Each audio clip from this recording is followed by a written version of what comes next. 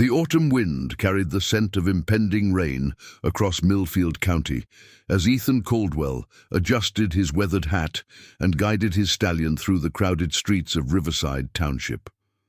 The weekly livestock auction had drawn its usual collection of ranchers, farmers, and opportunists, but today something felt different. The air buzzed with an undercurrent of excitement that had nothing to do with cattle prices or grain futures. Before we jump back in, tell us where you're tuning in from, and if this story touches you, make sure you're subscribed, because tomorrow I've saved something extra special for you. Ethan had come to town with a simple purpose: purchase breeding stock for his ranch and maybe pick up supplies before winter set in. After 3 years of isolation following his wife Catherine's death from pneumonia, these monthly trips to Riverside represented his only real contact with civilization. He preferred it that way. The sprawling Caldwell Ranch, nestled in the shadow of the Rocky Mountain foothills, provided all the solitude a grieving man could want. The main auction barn buzzed with activity as farmers examined livestock and discussed the economic challenges facing rural communities in 1887. Drought had been particularly harsh this season, forcing many families to make difficult decisions about their futures.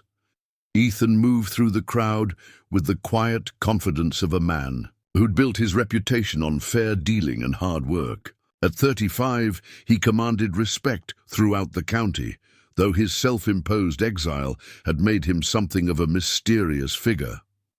Near the back of the barn, a smaller crowd had gathered around what appeared to be a separate auction block. The conversations here were hushed, punctuated by occasional bursts of nervous laughter or angry muttering. Ethan's curiosity was piqued when he recognized several prominent businessmen from town mingling with men he'd never seen before. City types in expensive suits who looked distinctly out of place among the rural crowd. As he approached, fragments of conversation reached his ears. Someone mentioned debts and collateral, while another voice spoke of settling accounts and teaching lessons. The atmosphere grew increasingly uncomfortable as Ethan realized this wasn't a typical livestock auction. This was something far more sinister. The auctioneer, a portly man named Silas Hartwell, climbed onto the makeshift platform with obvious reluctance. Hartwell had been conducting auctions in Riverside for over 20 years, but his usual jovial demeanor was nowhere to be found. Instead, he appeared nervous, constantly wiping sweat from his brow despite the cool autumn air. "Gentlemen," Hartwell began, his voice lacking its usual authoritative boom, "we have an unusual situation here today. Due to outstanding debts and legal complications, we're conducting a special auction to settle certain obligations." A murmur rippled through the crowd as men exchanged meaningful glances.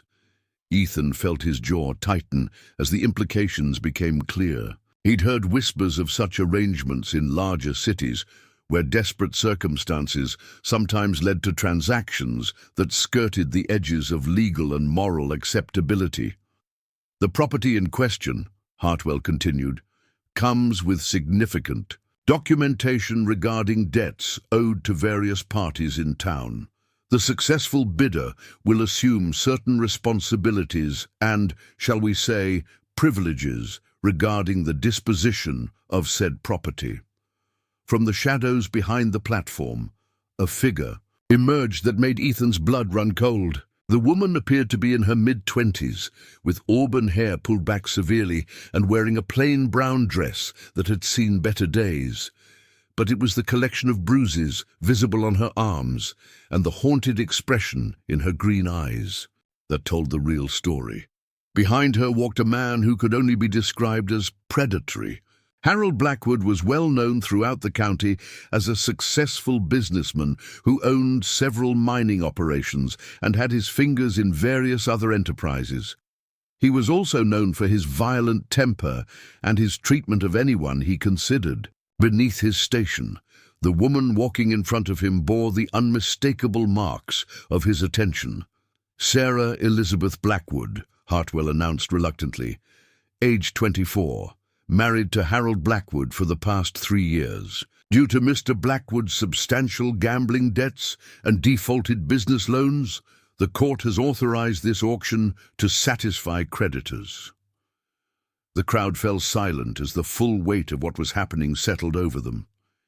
Ethan felt sick to his stomach. He'd known Harold Blackwood by reputation, a man who'd inherited wealth from his father's mining interests, but had squandered much of it through poor decisions and worse habits.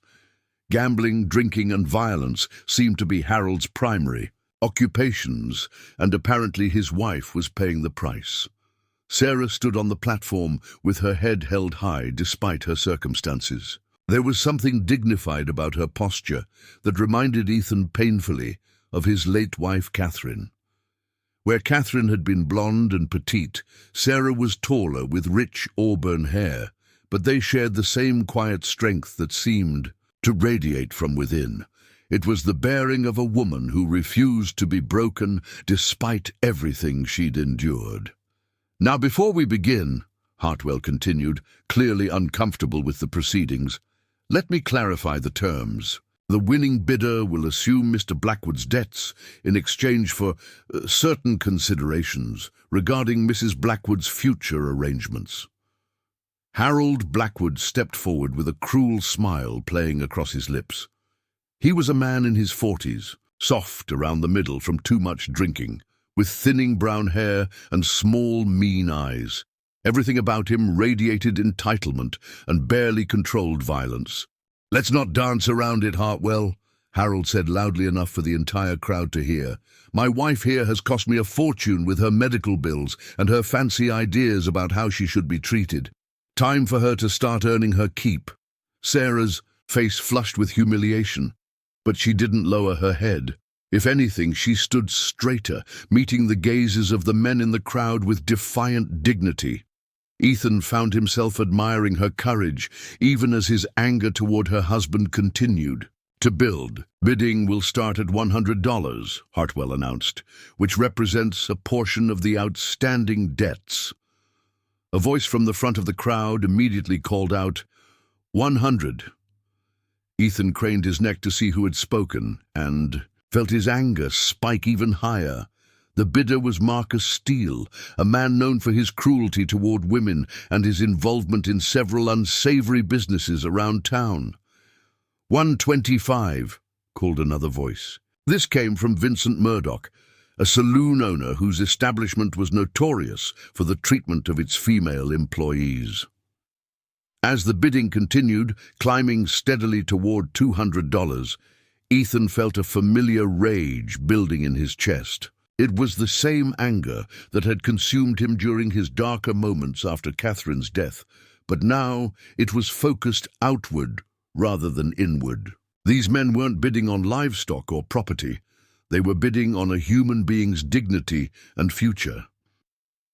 Sarah's composure never wavered, but Ethan could see the cost of maintaining it in the slight tremor of her hands and the way she pressed, her lips together. She was trapped in a nightmare of her husband's making, and every bid represented another level of degradation she'd be forced to endure.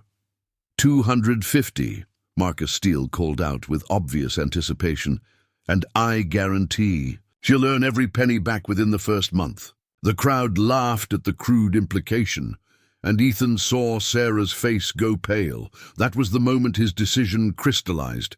Without fully understanding what drove him, he found himself stepping forward. $500, Ethan said quietly, but his voice carried clearly across the suddenly silent crowd. Heads turned in his direction, and Ethan felt the weight of dozens of stares. He'd built a reputation over the years as a serious, honest rancher who kept to himself and treated everyone fairly. His sudden appearance at this particular auction and his substantial bid sent ripples of surprise through the assembled men. Harold. Blackwood's eyes narrowed as he recognized Ethan. "Well, well," Harold said with false joviality, "Ethan Caldwell decides to join civilized society. Didn't think this was your kind of entertainment, rancher." Ethan met Harold's gaze steadily. "It's not entertainment, it's business." The simple statement carried implications that weren't lost on anyone present. Ethan's bid was substantial enough to eliminate most other bidders, but more importantly, his reputation suggested that Sarah's fate under his ownership would be vastly different from what she'd face with men like Marcus Steele. 500 going at once, Hartwell called out, clearly hoping the bidding would end quickly. Marcus Steele looked frustrated, but didn't counter. The amount was more than he was willing to spend, especially against someone with Ethan's reputation. Other potential bidders seemed similarly discouraged by both the price and the competition. Going twice, Hartwell continued. Harold Blackwood stepped closer to the edge of the platform, his face twisted with an emotion Ethan couldn't quite identify. It wasn't a disappointment about the money. Harold owed far more than $500 to various creditors. It was something else, something darker. Sold, Hartwell announced with obvious relief, to Ethan Caldwell for $500. As the crowd began to disperse, most men seeming disappointed by the anticlimactic conclusion, Ethan approached the platform where Sarah still stood. Up close, he could see the full extent of the damage Harold had inflicted. Besides the obvious bruises, there were older scars and a wariness in her eyes that spoke of years of abuse. "Mrs. Blackwood," Ethan said quietly, removing his hat. "My name is Ethan Caldwell. I have a ranch about 15 miles northwest of here." Sarah studied his face carefully, as if trying to read his intentions. When she spoke, her voice was softer than he'd expected, but carried surprising strength. "Mr. Caldwell, I suppose I should thank you."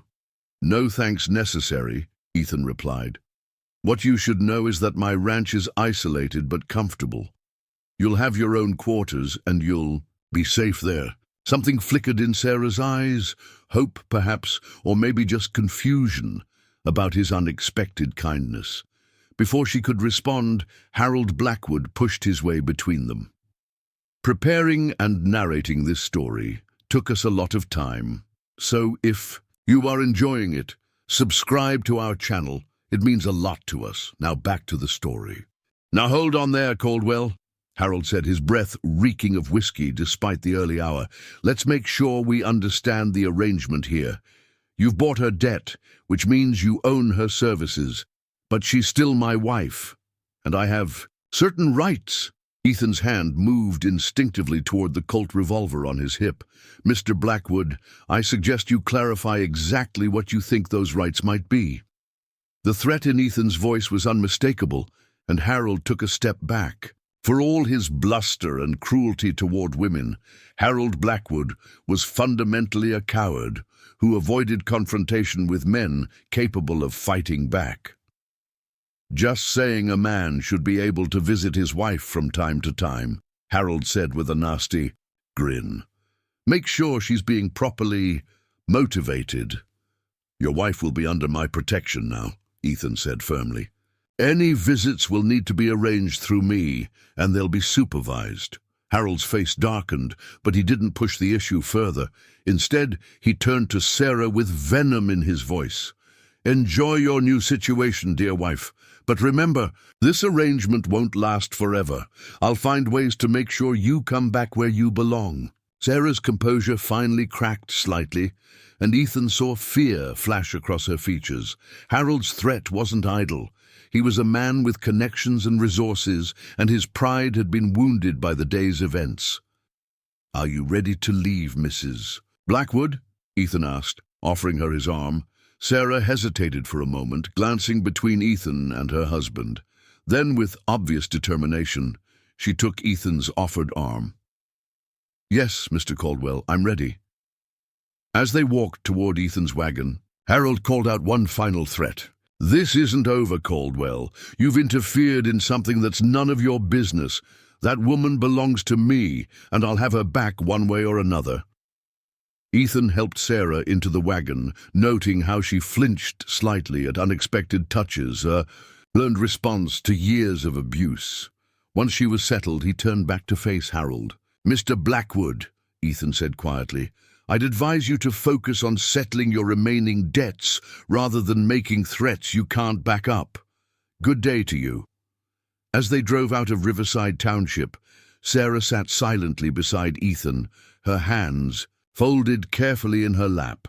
The weight of her situation seemed to settle over her now that the immediate crisis had passed. She was no longer Harold's property, but she wasn't free either. She'd simply traded one form of ownership for another, albeit potentially less brutal one. "Mr. Caldwell," Sarah said as they left the town behind, "may I ask what you expect from this arrangement?" It was a fair question, and Ethan wasn't entirely sure how to answer it. His decision to bid had been impulsive, driven by anger and a sense of justice rather than any carefully considered plan. "Honestly, Mrs. Blackwood, I'm not entirely sure," he admitted. "I saw what was happening to you, and I couldn't stand by and let it continue. Beyond that, I suppose we'll figure it out as we go." Sarah turned to study his profile as he drove. "That's either very kind or very naive of you." "Probably both," Ethan replied with the first hint of humor he'd shown all day.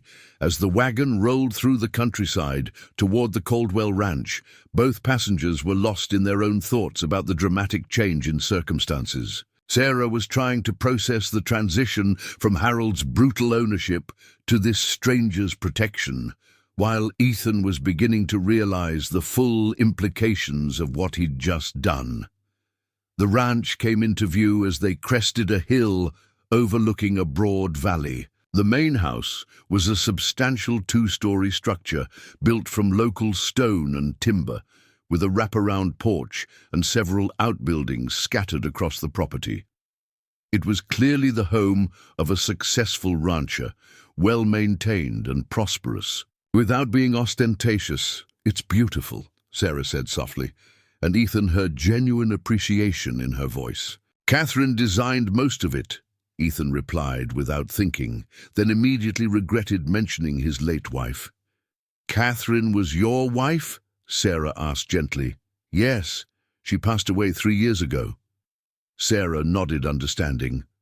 "I'm sorry for your loss." The simple expression of sympathy, coming from a woman who'd just been sold at auction to escape her own husband's abuse, struck Ethan as profoundly generous. It reminded him again of Catherine's capacity for compassion, even in difficult circumstances. As they approached the house, Ethan's foreman, Diego Martinez, emerged from the barn. Diego was a man in his 50s who'd worked for the Caldwell family for over 20 years. His weathered face showed curiosity as he noted the female passenger, but he was too well-trained to comment. "Diego," Ethan called out as he brought the wagon to a stop. "This is Mrs. Blackwood. She'll be staying with us for the foreseeable future. Would you help her with her things?" Sarah looked down at herself with bitter amusement. "I'm afraid I don't have any things, Mr. Caldwell, just what I'm wearing." The statement hit Ethan like a physical blow.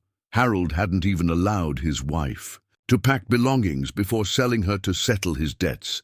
She literally had nothing but the clothes on her back and whatever dignity she'd managed to preserve. "We'll remedy that situation," Ethan said firmly. "For now, let's get you settled and fed. It's been a long day."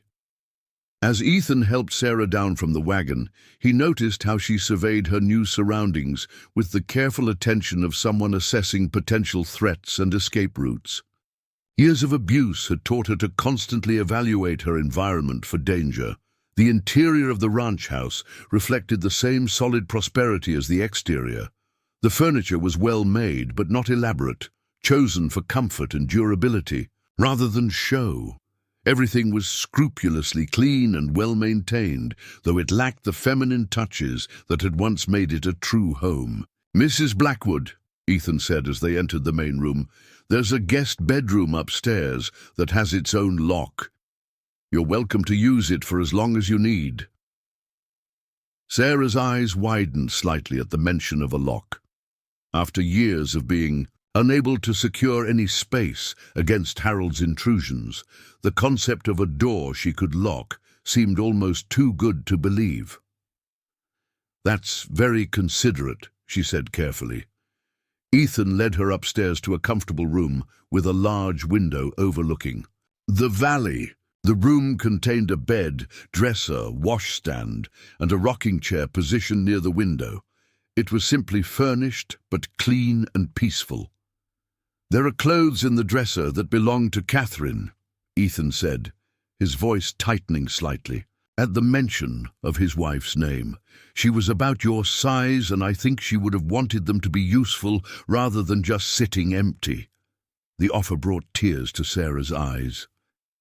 "Mr. Caldwell, I don't know what to say.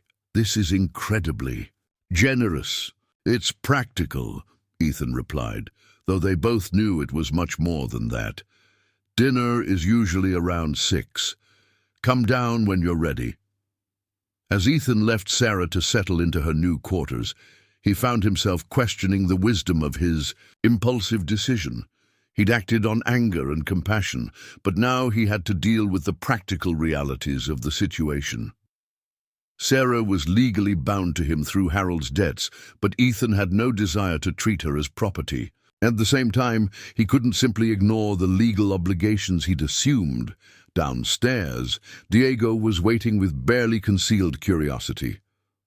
"Boss," he said in his accented English, "is there something I should know about our new guest?" Ethan poured himself a whiskey and considered how much to explain. Diego had been with the family long enough to deserve honesty, and he'd need to understand the situation to help protect Sarah if Harold caused trouble. "Her husband sold her to pay his gambling debts," Ethan said bluntly. "I bought those debts to get her away from him." Diego's weathered face darkened with anger. "Hijo de puta," he muttered. "What kind of man sells his wife?" "The kind who beats her regularly and thinks of her as property," Ethan replied grimly. "And now she's under our protection. I suspect her husband won't accept this arrangement quietly, so we need to be prepared for trouble." Diego nodded, grimly. He'd seen Harold Blackwood in town before and had formed his own opinions about the man's character. "The boys and I will keep our eyes open." Upstairs, Sarah was experiencing her first moments of physical safety in years. She'd locked the bedroom door and was slowly exploring the room, touching the furniture and belongings with wonder. The clothes in the dresser were of better quality than anything she'd owned since marrying Harold, and they smelled of lavender and cedar rather than fear and violence. As she changed into a simple blue dress that fit her reasonably well, Sarah caught sight of herself in the mirror mounted above the dresser. The woman looking back at her was a stranger, thin from years of barely adequate food, marked by bruises and scars, with eyes that had seen too much cruelty. But for the first time in years, those eyes also held a spark of hope. The sound of a dinner bell drew her downstairs, where she found Ethan waiting in the dining room. He changed into clean clothes and made an effort to tame his dark hair, though he still carried himself with the careful reserve of a man unaccustomed to company. "I hope you found everything you need," he said, pulling out a chair for her. The simple courtesy of having her chair held brought fresh tears to Sarah's eyes. Harold had trained her to serve him, never to expect service in return. "Everything is perfect," she managed to say. Dinner was prepared by Maria Santos, Diego's wife, who served as the ranch's cook and housekeeper. The meal was simple but well prepared: roast beef, vegetables from the ranch garden, and fresh bread. For Sarah, who'd grown accustomed to eating scraps and leftovers when Harold remembered to feed her at all, it felt like a feast. "Mr. Caldwell," Sarah said as they ate, "I feel I should be honest with you about my situation." Ethan looked up from his plate. "What do you mean?" "I mean that while you've rescued me from Harold's immediate cruelty, you've also taken on his debts. I can't cook very well, I have no particular domestic skills, and I'm not sure what value I can provide to justify your investment. The matter of fact way she discussed her own worth as if she were livestock made Ethan's chest tighten with anger, not at her, but at the circumstances that had taught her to think of herself that way. "Mrs. Blackwood," he said firmly, "you don't need to justify anything. You're not here to work off a debt or earn your keep. You're here because no human being should have to endure what your husband was putting you through." Sarah stared at him as if he were speaking a foreign language. "But the legal arrangement gives me certain rights," Ethan interrupted. "How I choose to exercise those rights is my decision, and I choose not to exercise them at all." For several minutes they ate in silence while Sarah processed this unexpected declaration. Finally, she spoke again. "Why?" she asked simply. Ethan was quiet for a long time, considering how to answer. "Because my wife Catherine taught me that how we treat the most vulnerable people around us defines who we are as human beings. She would never have forgiven me if I'd stood by and let what was happening to you continue." She sounds like she was a remarkable woman. She was. Ethan's voice carried the weight of enduring grief. "She died believing that people are fundamentally good, that kindness matters more than profit, and that everyone deserves dignity and respect. I lost sight of those lessons for a while after she passed, but today reminded me of them." As the evening progressed, Sarah began to relax slightly, though she remained watchful and ready to flee at the first sign of danger. Ethan found himself studying her surreptitiously, noting the intelligence in her green eyes and the careful way she chose her words. Despite years of abuse, she'd maintained a core of strength that reminded him powerfully of Catherine. When dinner concluded, Sarah immediately began clearing the table, but Ethan stopped her. "That's not necessary," he said. "Maria will handle the cleaning, but I should contribute somehow." "Mrs. Blackwood," Ethan said gently but firmly, "you've been through a traumatic experience today. Rest is more important than chores." As Sarah reluctantly accepted his insistence, Ethan realized he was going to have to help her unlearn years of conditioning that had taught her to expect violence and to constantly try to appease the men around her. It would be a delicate process, requiring patience and consistency. Outside, storm clouds that had been building all day finally opened up, sending rain against the windows in steady sheets. The sound seemed to emphasize the isolation of the ranch and the dramatic change in Sarah's circumstances. "Mr. Caldwell," Sarah said as they prepared to retire for the evening, "what happens tomorrow?" "Tomorrow, we start figuring out how to build a life that works for both of us," Ethan replied. "But tonight, you can sleep safely knowing that no one is going to hurt you." As Sarah made her way upstairs to her locked room, Ethan remained in the main room, staring out at the storm and contemplating the magnitude of what he'd set in motion. He'd acted to save Sarah from immediate danger, but he hadn't fully considered the long-term implications for either of them. What he did know was that bringing Sarah to the ranch had awakened something in him that had been dormant since Catherine's death. Not romantic love, it was far too early for such feelings, but a sense of purpose beyond mere survival. For the first time in 3 years, he was focused on someone other than himself and his grief. Upstairs, Sarah lay in the comfortable bed, listening to the rain and marveling at the silence. No angry footsteps in the hallway, no violent shouting, no fear of being awakened by brutal hands. For the first time in years, she allowed herself to hope that maybe, just maybe, her nightmare was finally over. Neither of them could have predicted that this was just the beginning of a journey that would transform them both in ways they never imagined possible. The first week at Caldwell Ranch passed in careful adjustments and tentative discoveries. Sarah woke each morning to sunlight streaming through windows she could leave uncovered, without fear of Harold bursting through the door in one of his violent rages. The simple luxury of sleeping until natural daylight roused her felt almost sinful after years of being jolted awake by shouting, thrown objects, or worse. Ethan maintained a respectful distance, understanding that trust would need to be earned. Slowly, he established a routine that gave Sarah predictability, something that had been entirely absent from her life with Harold. Breakfast was served at 7, lunch at noon, and dinner at 6. Between meals, Sarah was free to explore the ranch, read books from Catherine's extensive library, or simply sit on the porch and watch the mountains change color with the shifting light.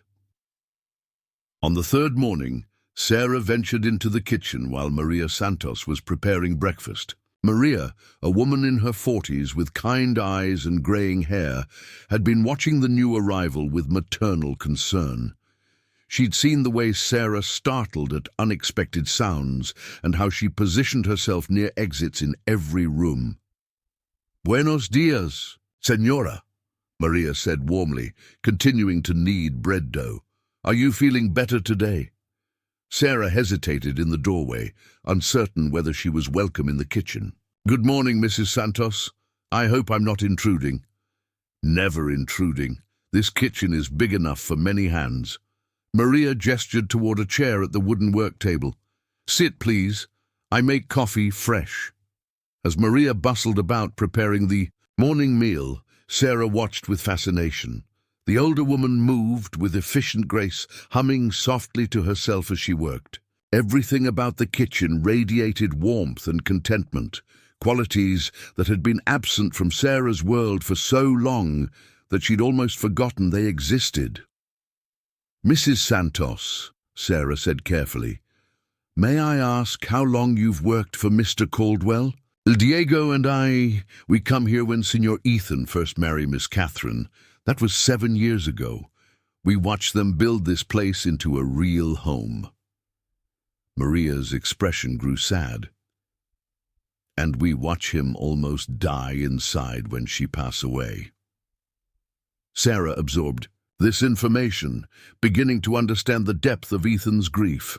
He loved her very much. Very much.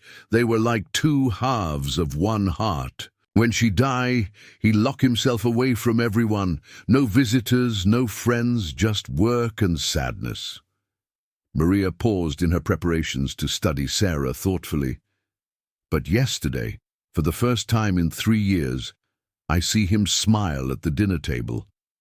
The observation made Sarah uncomfortable. She didn't want to be responsible for anyone's emotional recovery, especially when her own wounds were still so fresh.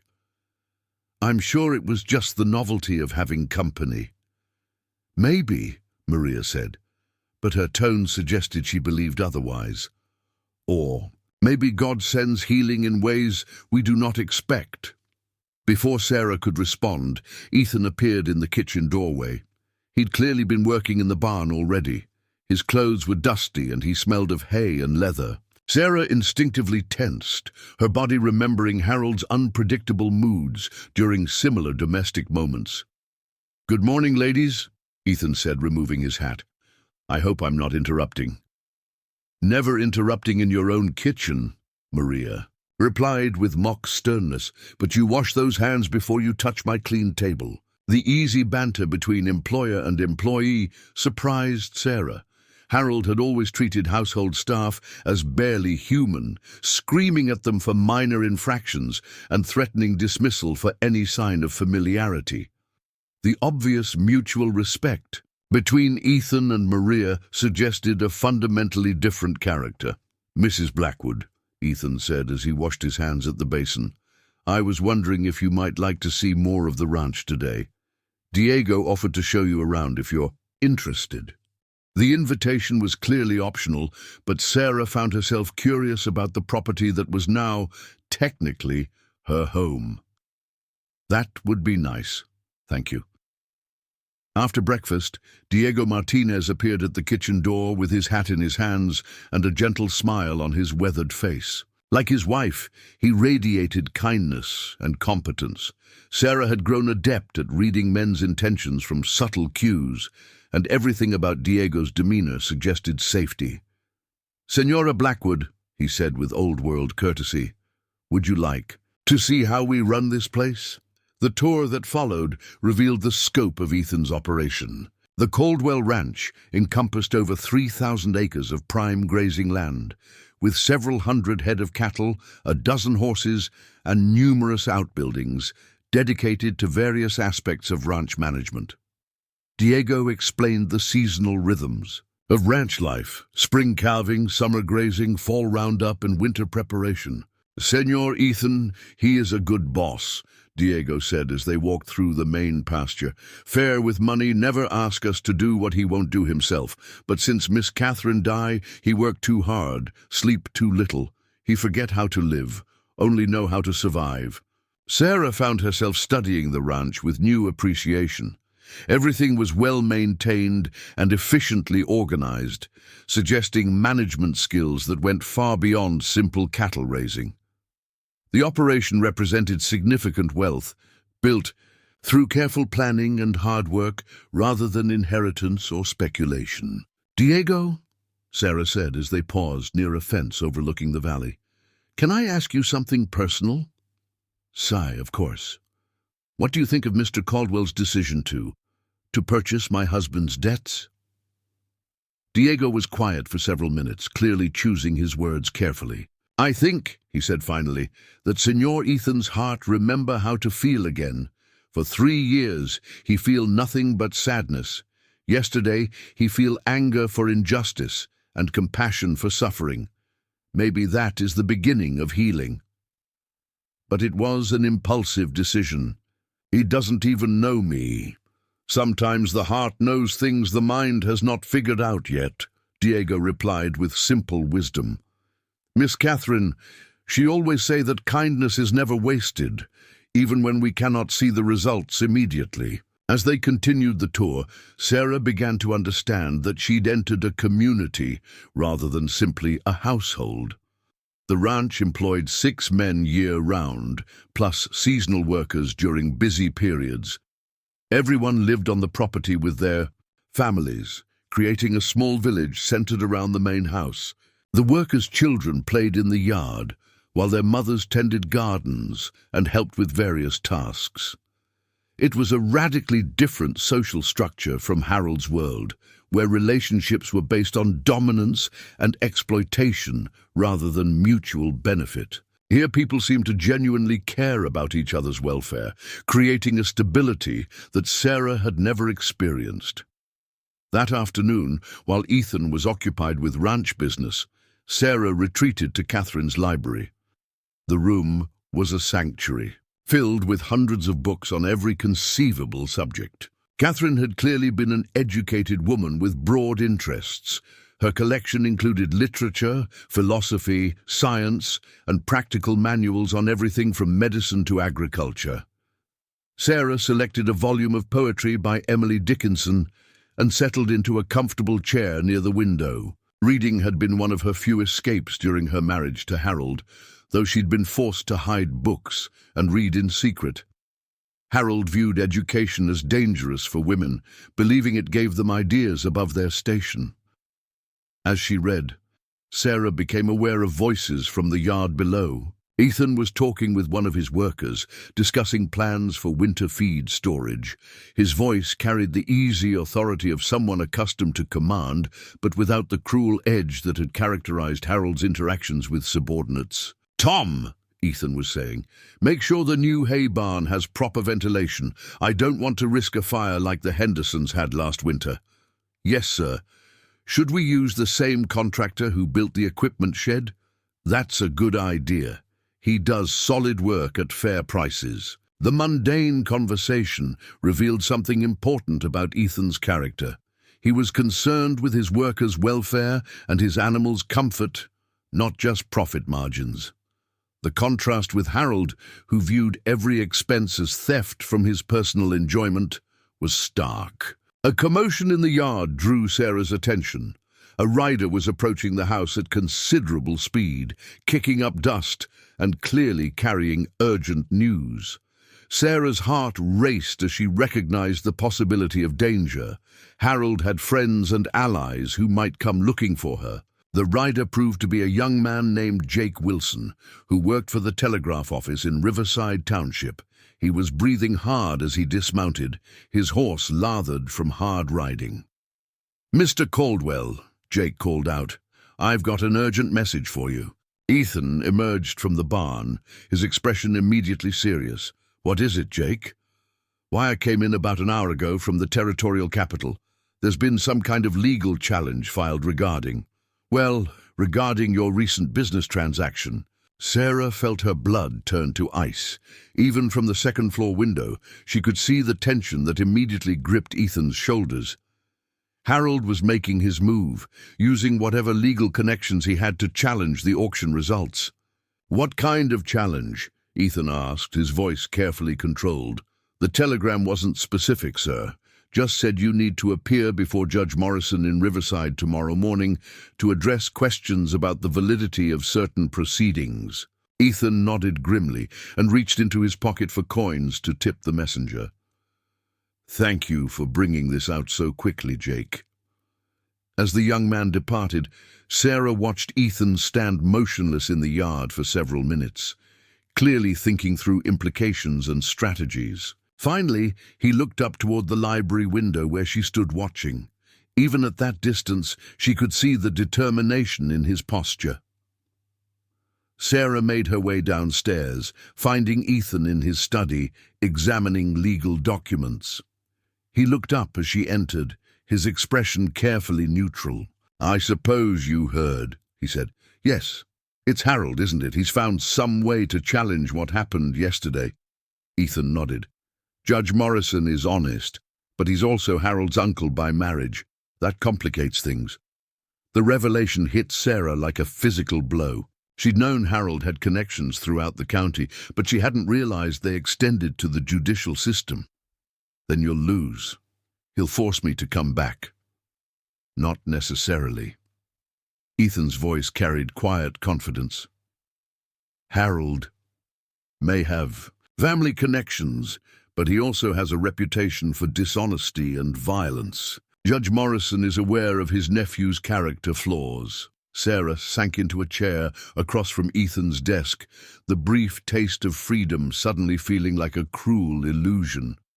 "You don't understand what Harold is capable of when he doesn't get his way. He'll destroy you if necessary to get me back." "Why?" Ethan asked bluntly. "You said to yourself that he views you as a burden. Why fight so hard to keep something he doesn't want?" Sarah was quiet for a long time, gathering courage to reveal the full extent of Harold's twisted psychology. "Because it's not about wanting me. It's about owning me. Harold can't bear the thought of anyone taking something that belongs to him, even if he doesn't value it. And because..." She paused, her voice becoming barely audible. "Because he enjoys having complete power over another person's life." The simple statement carried implications that made Ethan's jaw tighten with anger. He was beginning to understand that Harold's abuse wasn't just physical.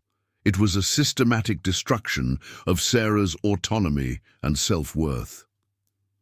"There's something else," Sarah continued reluctantly.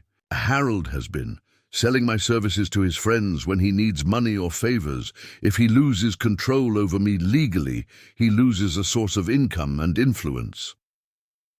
The revelation hit Ethan like a punch to the stomach. He'd understood that Harold was abusive, but the full scope of his exploitation was worse than Ethan had imagined. Sarah hadn't just been suffering domestic violence, she'd been subjected to systematic sexual exploitation. "My God," Ethan said quietly. "How long has this been going on?" "About a year. It started when his gambling debts got serious and his business investments began failing. He needed ways to pay off creditors and maintain his social standing." Ethan stood and walked to the window, his hands clenched into fists. The urge to ride to town and confront Harold directly was almost overwhelming, but he forced himself to think strategically. Violence would only give Harold ammunition to use against them in court. "We'll fight this legally," Ethan said finally. "I'll hire the best lawyer in the territory if necessary." "With what arguments?" Sarah asked desperately.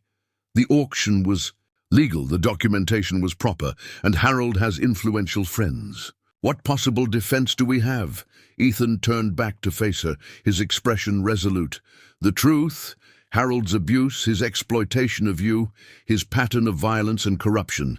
Judge Morrison may be family, but he's not corrupt. When he understands what's really been happening, he'll see that returning you to Harold would be unconscionable. Sarah wanted to believe Ethan's confidence, but years of disappointment had taught her not to hope too much. Every time she'd thought escape was possible, Harold had found ways to drag her back into his control. That evening, as they sat down to dinner, the mood was subdued, despite Maria's efforts to maintain normalcy. Sarah picked at her food, her appetite destroyed by anxiety about the coming legal battle. Ethan, meanwhile, was clearly working through strategies and contingencies.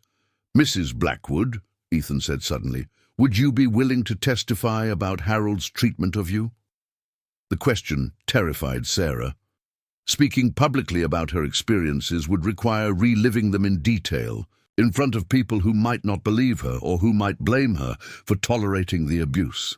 "I don't know if I can," she admitted. "Harold is very persuasive when he wants to be. He'll make it sound like I'm lying or exaggerating." "What if you weren't alone? What if we could find other people who've witnessed his behavior or suffered similar treatment?" Sarah looked up with sudden interest. "There might be others. Harold's business dealings haven't been entirely legal, and he's made enemies. Some of them might be willing to speak against him if they thought it would cause him serious problems." "Then that's where we start," Ethan said with growing determination.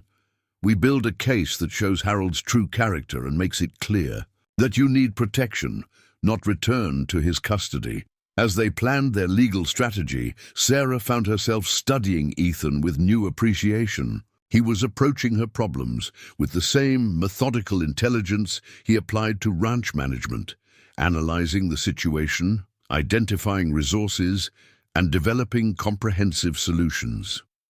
"Mr. Caldwell," Sarah said as dinner concluded, I ask why you're willing to go to such lengths for me? You barely know me, and this fight could cost you considerably in time, money, and reputation." Ethan was quiet for several minutes, considering how to answer honestly without revealing feelings he wasn't ready to acknowledge, even to himself. "Because," he said finally, "Catherine taught me that we're judged not by how we treat people who can help us, but by how we treat people who can't help themselves. You needed someone to stand up for you, and I was in a position to do it. The rest is just following through on that commitment."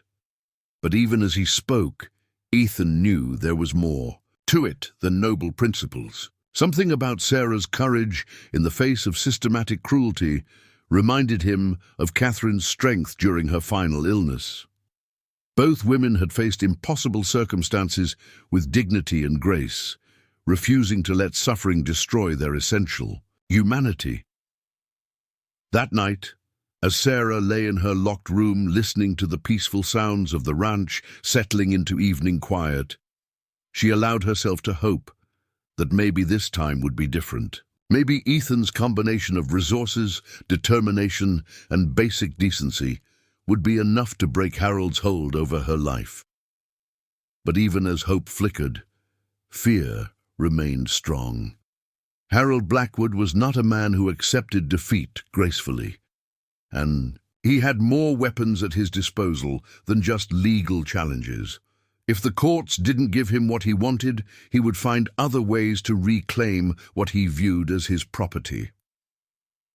The coming battle would test not just the strength of legal arguments, but the depth of Ethan's commitment to protecting a woman he barely knew. Sarah could only pray that his sense of justice would prove stronger than Harold's determination to maintain control, no matter the cost.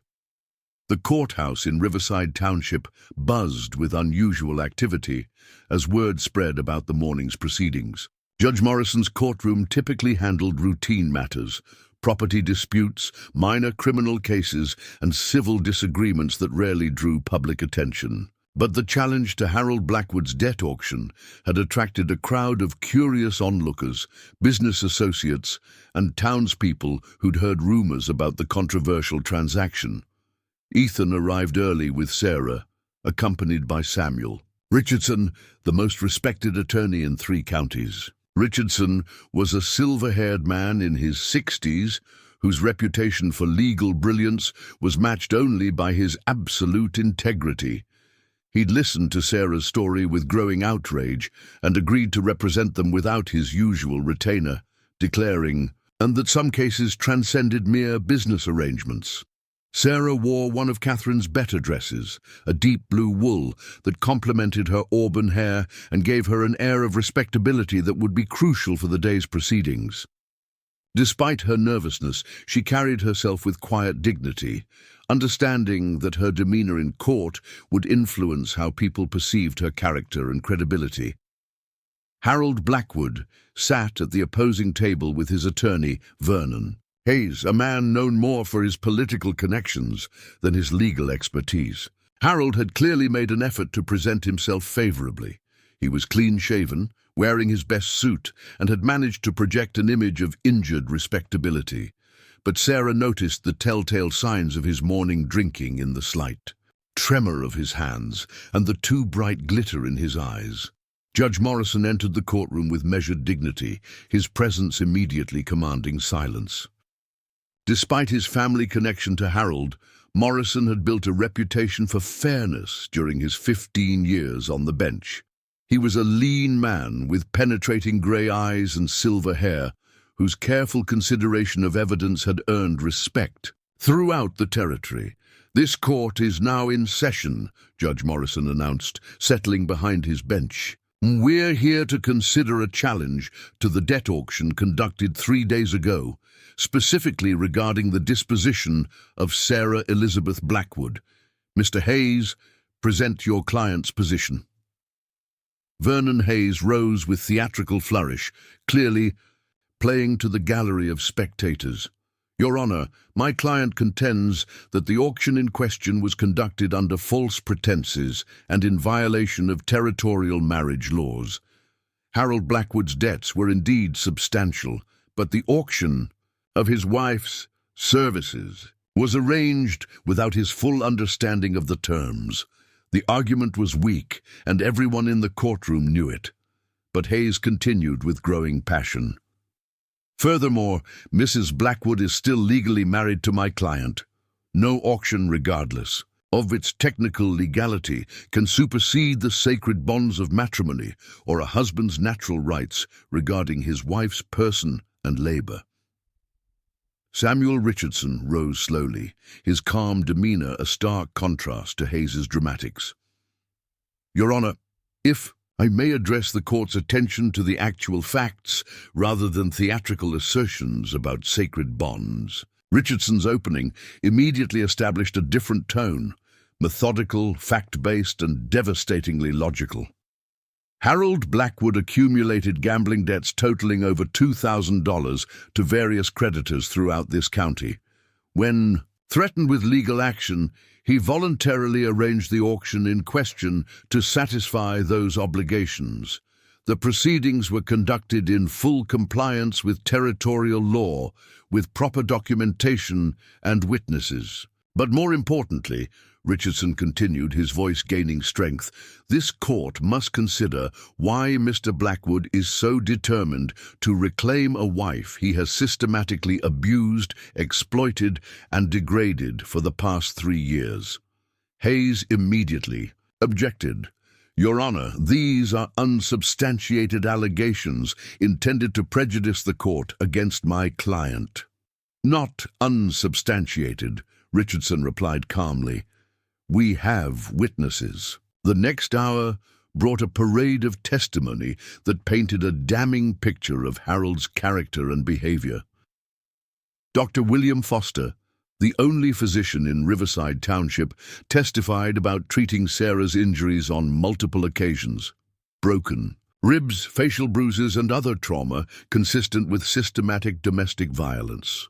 "In my medical opinion," Dr. Foster stated, Mrs. Blackwood's injuries were not consistent with household accidents, as her husband claimed. They showed clear patterns of intentional violence inflicted by someone larger and stronger. Martha Williams, who operated the town's only boarding house, testified about Harold's public behavior toward his wife during their infrequent visits to town. He would grab her arm hard enough to leave marks, call her degrading names in front of other people, and threaten her with worse treatment if she embarrassed him. Most damaging was the testimony of Rebecca Thompson, a young woman who had worked briefly as a domestic servant in the Blackwood household before fleeing in terror. Rebecca's account of what she'd witnessed there brought gasps from the courtroom. Gallery. He would lock her in the cellar for days at a time, Rebecca testified, with visible distress. Sometimes I could hear her crying down there, but he forbade anyone from bringing her food or water, and when his friends came for their visits, he would force her to entertain them whether she wanted to or not. Harold's face darkened with rage as Rebecca spoke, and Sarah saw him make a subtle, threatening gesture toward the young woman. It was exactly the kind of intimidation that had kept Sarah silent for so long, and seeing it directed at someone trying to help her filled Sarah with protective anger. When Richardson called Sarah to testify, the courtroom fell completely silent. This was the moment everyone had been waiting for, the chance to hear directly from the woman at the center of the controversy. Sarah walked to the witness stand with steady steps, though her hands trembled slightly as she placed them on the Bible for swearing in. She looked directly at Judge Morrison as she spoke, avoiding Harold's burning stare. "Mrs. Blackwood," Richardson began gently, "please tell the court about your marriage to Harold Blackwood." Sarah's voice was quiet but clear as she recounted the early days of their marriage, when Harold's controlling behavior had seemed like protectiveness, and his possessiveness had masqueraded as love. She described the gradual escalation of violence, the systematic isolation from friends and family, and the progressive destruction of her self-worth. "He told me repeatedly that I was worthless," Sarah testified, "that no one else would ever want me, and that I should be grateful he kept me, fed and housed despite my many failures as a wife." "And in the past year," Richardson prompted. Sarah's voice became even quieter, but she forced herself to continue. "He began allowing other men to use me in exchange for gambling debts or business favors. He said it was the only way I could contribute anything of value to our household." The courtroom erupted in shocked murmurs, and Judge Morrison had to bang his gavel for order. Even those who had suspected Harold's cruelty were stunned by the systematic nature of his exploitation. Hayes rose for cross-examination with obvious reluctance, realizing that any aggressive questioning would only reinforce the image of Harold as a bully. Instead, he attempted to portray Sarah as an unreliable narrator motivated by revenge. "Mrs. Blackwood," Hayes said with forced gentleness, "isn't it true that you've been influenced by Mr. Caldwell's obvious wealth and comfortable circumstances? Perhaps your testimony has been colored by gratitude toward your rescuer?" The question backfired spectacularly. Sarah straightened in her chair and met Hayes's gaze directly. "Sir," she said with quiet dignity, "I spent 3 years learning to lie convincingly to protect myself from my husband's violence. I became expert at saying whatever would prevent another beating or another night locked in the cellar, but I will not lie here under oath to protect the man who turned me into someone I barely recognized." Her response drew murmurs of approval from the gallery, and Hayes quickly concluded his questioning. When Harold took the stand in his own defense, his performance was a masterclass in self-destruction. Despite his attorney's coaching, Harold couldn't maintain his facade of injured respectability when challenged about his treatment of Sarah. "She was my wife," Harold said with growing anger. "A man has rights regarding his wife's conduct and behavior. If she was disobedient or wasteful, discipline was necessary." Richardson's cross-examination was surgical in its precision. "Mr. Blackwood, You describe Mrs. Blackwood as disobedient. Can you give the court specific examples of this disobedience? She would read books instead of tending to household duties, Harold replied. She would question my business decisions and financial choices. She would refuse to be properly welcoming to my friends and associates. By properly welcoming, you mean sexually available? Hayes objected strenuously, but the damage was done. Harold's face flushed with rage at being questioned so directly. A wife has duties to her husband, Harold snarled. If she won't fulfill those duties willingly, then other arrangements must be made. Other arrangements such as selling her services to pay your gambling debts? Objection. Sustained, Judge Morrison said, but his expression made clear that he'd heard enough to form his own conclusions. Richardson's final witness was Ethan himself, who testified about his motivations for bidding at the auction and his intentions. Regarding Sarah's future, Mr. Caldwell, Richardson asked, what are your plans for Mrs. Blackwood's living arrangements? She has her own quarters at my ranch, with complete privacy and security, Ethan replied firmly. She's free to leave whenever she chooses, to pursue whatever life she wants to build for herself. My only obligation is to ensure her safety and well-being. And if she chooses to remain at your ranch indefinitely? Ethan looked directly at Harold as he answered, then she'll have a home there for as long as she wants one. During recess, while Judge Morrison considered the testimony, Sarah found herself surrounded by townspeople offering support and encouragement. Women who had been afraid to speak out against Harold's reputation for violence approached her with quiet words of admiration for her courage. You're braver than most of us, whispered Emma Patterson, the banker's wife. We all knew what Harold was, but none of us had the courage to challenge him directly. The support was overwhelming and unexpected.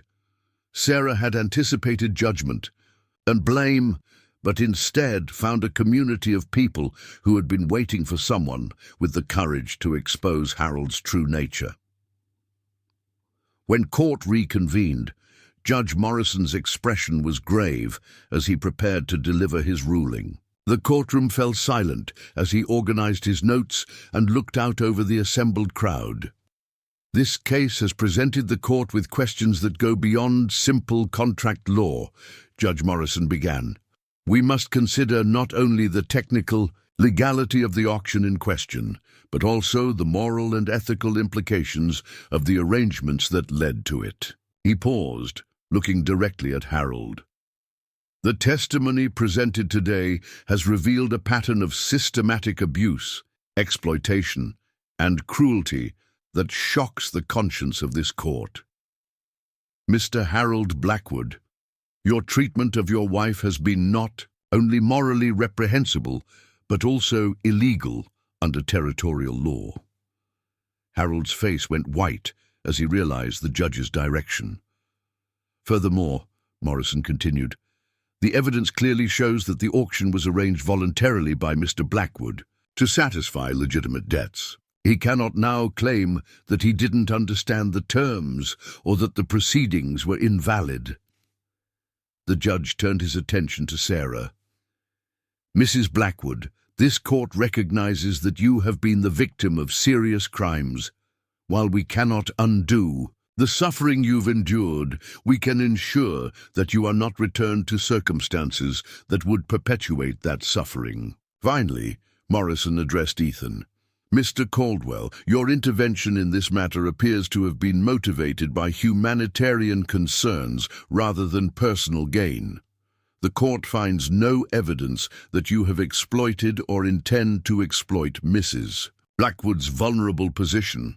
Judge Morrison's final ruling sent shockwaves through the courtroom. The challenge to the debt auction is hereby denied. The arrangement stands as legally valid. However, this court also hereby grants Mrs. Sarah Blackwood a legal separation from her husband on grounds of extreme cruelty and abuse. She is no longer subject to his authority in any matter. The courtroom erupted in cheers and applause, while Harold sat in stunned fury. He had not only lost his attempt to reclaim Sarah, but had also been publicly exposed and humiliated in front of the entire community. As people began filing out of the courtroom, Harold pushed his way through the crowd. Towards Sarah, his face twisted with rage. "This isn't over," he hissed. "You think you've won, but I'll make you pay for this humiliation." Ethan stepped between them immediately, his hand resting on his gun belt. "Mr. Blackwood, I suggest you leave now before you say something that gets you arrested for threatening a witness." Several other men from the gallery moved closer, making it clear that Harold was vastly outnumbered. Faced with unified opposition for the first time in his adult life, Harold retreated with promises of future revenge. Outside the courthouse, Sarah found herself overwhelmed by the magnitude of what had just occurred.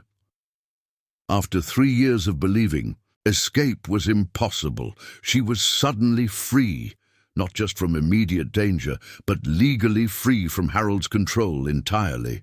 "I can't believe it's real," she said to Ethan as they walked toward their wagon. "I keep thinking I'll wake up and find it was all a dream." "It's real," Ethan assured her, "and now you can decide what kind of life you want to build." As they rode back toward the ranch, Sarah contemplated the vast expanse of possibilities that lay before her. For the first time since her wedding day, she could make choices about her own future without fear of violent retribution. But even as freedom beckoned, Sarah was aware that Harold's threats weren't idle. He was a man whose entire identity was built on dominance and control. Having that control stripped away publicly would drive him to desperate measures to restore his sense of power.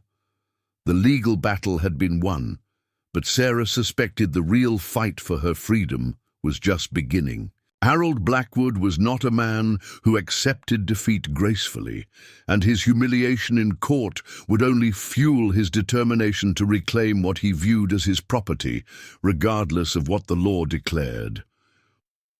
As the Caldwell Ranch came into view, across the valley, Sarah realized that while she'd gained legal freedom, she'd also gained something equally valuable: a protector who had proven himself willing to fight for justice, and a community of people who supported her right to live without fear. The future remained uncertain, but for the first time in years, it held genuine hope rather than merely the prospect of enduring whatever came next. And that transformation, Sarah thought, might be worth whatever challenges Harold would inevitably present. The weeks following the court victory brought an unexpected sense of normalcy to the Caldwell Ranch. Sarah threw herself into ranch life, with enthusiasm born of genuine freedom for the first time in years. She worked alongside Maria in the kitchen, learning to prepare meals for the ranch hands during busy seasons. She helped tend the vegetable garden, discovering a natural aptitude for coaxing life from the soil that reminded everyone of Catherine's own gardening skills. Most surprisingly, Sarah demonstrated a remarkable ability with the ranch's horses. The animals seemed to sense her gentle nature and responded to her calm presence with unusual trust. Diego observed her working with a particularly skittish mare that had been difficult to handle since arriving from a harsh previous owner. "She has the touch," Diego told Ethan one evening as they watched Sarah brush the mare's coat. "That horse hasn't let anyone near her hindquarters since we got her, but look now." Indeed, the mare stood perfectly still as Sarah worked, occasionally turning her head to nuzzle Sarah's shoulder with obvious affection. It was as if the animal recognized a kindred spirit, someone who had survived cruelty and emerged with compassion intact rather than bitterness. "Maybe hurt recognizes hurt," Ethan replied, watching Sarah's patient movements. "And maybe healing does too." The observation was more perceptive than Ethan realized. Sarah's presence at the ranch had begun to change the entire atmosphere of the place. The men worked with more energy, Maria hummed constantly while cooking, and even the animals seemed more content. After 3 years of functioning under the shadow of grief and loss, the Caldwell Ranch was remembering how to be a place of life and hope. But the most significant change was in Ethan himself. The bitter isolation that had characterized his existence since Catherine's death was slowly giving way to something resembling his former self. He found himself looking forward to evening conversations with Sarah, sharing stories about the ranch's history and listening to her observations about everything from livestock management to the changing seasons. "You know," Sarah said one evening, as they sat on the porch watching the sunset paint the mountains purple and gold, "Catherine must have loved this view. I can understand why she chose to build her life here." It was the first time anyone had mentioned Catherine's name without, causing Ethan visible pain. Instead of his usual tight-lipped silence on the subject, he found himself sharing memories. "She used to say the mountains were God's way of reminding us that some things are too beautiful to be improved by human hands," Ethan said softly. "Every evening, she'd sit right where you're sitting now and watch the colors change. I hope she would approve of me being here." Ethan looked at Sarah thoughtfully. "I think she would have liked you very much. You have the same strength she did, the ability to find hope even in difficult circumstances." These quiet conversations were becoming precious to both of them, though neither was ready to acknowledge the deeper feelings that were slowly developing. Sarah was still healing from years of abuse, while Ethan was learning to open his heart again after extended grief. But something profound was growing between them, a partnership that was evolving into something deeper and more meaningful. The first sign of trouble came on a crisp October morning when one of the ranch hands, Jimmy Patterson, rode in hard from the northern pasture with disturbing news. "Boss," Jimmy called out, his young face flushed with excitement and concern. "We got problems. Found 3 head of cattle dead in the North Meadow. Didn't look like natural causes." Ethan's expression immediately hardened. Cattle rustling was a constant threat in frontier territories, but killing animals without taking them suggested something more personal and malicious. "Shot?" Ethan asked. "No, sir. Poisoned, looks like. Found some kind of white powder scattered near the water source. Whatever it was, it killed them quick." Sarah, who had been hanging laundry nearby, felt her blood turn cold. The timing and method suggested Harold's handiwork. He lacked the courage for direct confrontation, but poisoning livestock was exactly the kind of cowardly revenge he would pursue. Ethan's thoughts were running in the same direction. "Jimmy, I want you to ride to town and fetch Dr. Foster. Tell him we need him to examine the dead cattle and test the water source. And ask Sheriff Davies to come out as well."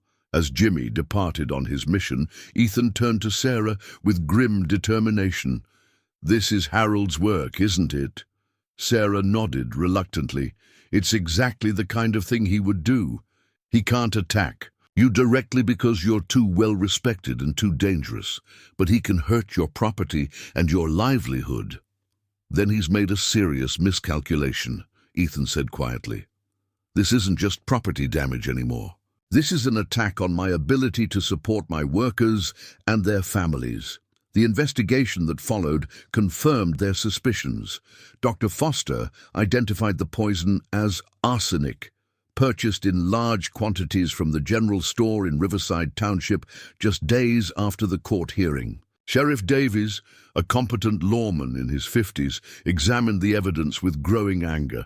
"This is definitely intentional," Sheriff Davies concluded. "Someone scattered this poison specifically to contaminate the water source and kill livestock. The pattern shows planning and deliberation." "Can you prove Harold Blackwood did it?" Ethan asked. "Not directly. The store clerk remembers selling arsenic to someone matching Harold's description, but couldn't positively identify him. And we don't have witnesses to the actual poisoning." Sarah stepped forward with visible reluctance. "Sheriff, I might be able to help with that. Harold has a distinctive scar on his left hand from a knife fight in Denver 5 years ago.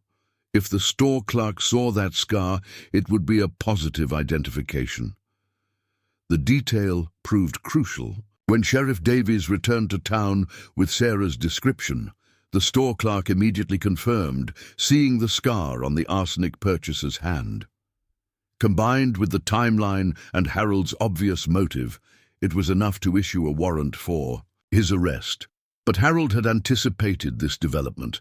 By the time Sheriff Davies reached the Blackwood property, Harold had vanished, taking whatever portable valuables he could carry, and leaving behind only a house full of unpaid bills and angry creditors.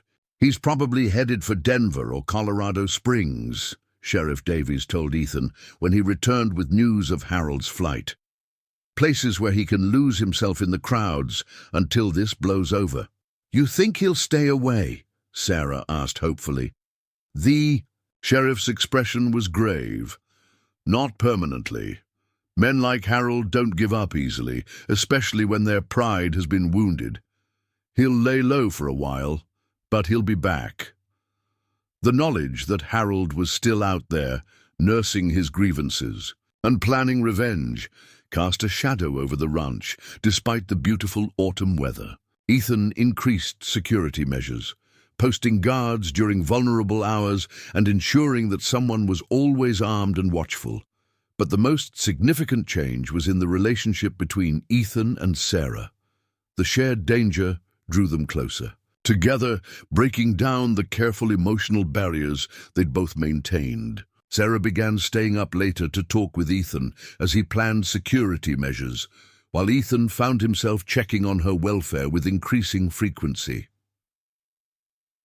One evening, as the first snow of the season dusted the mountains, Sarah found Ethan, standing alone on the porch, staring out into the darkness with obvious worry.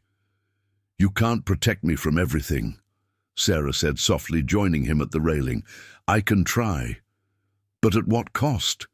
You're exhausting yourself with constant vigilance. This isn't sustainable." Ethan turned to face her, and in the lamplight from the house, Sarah could see the depth of his concern.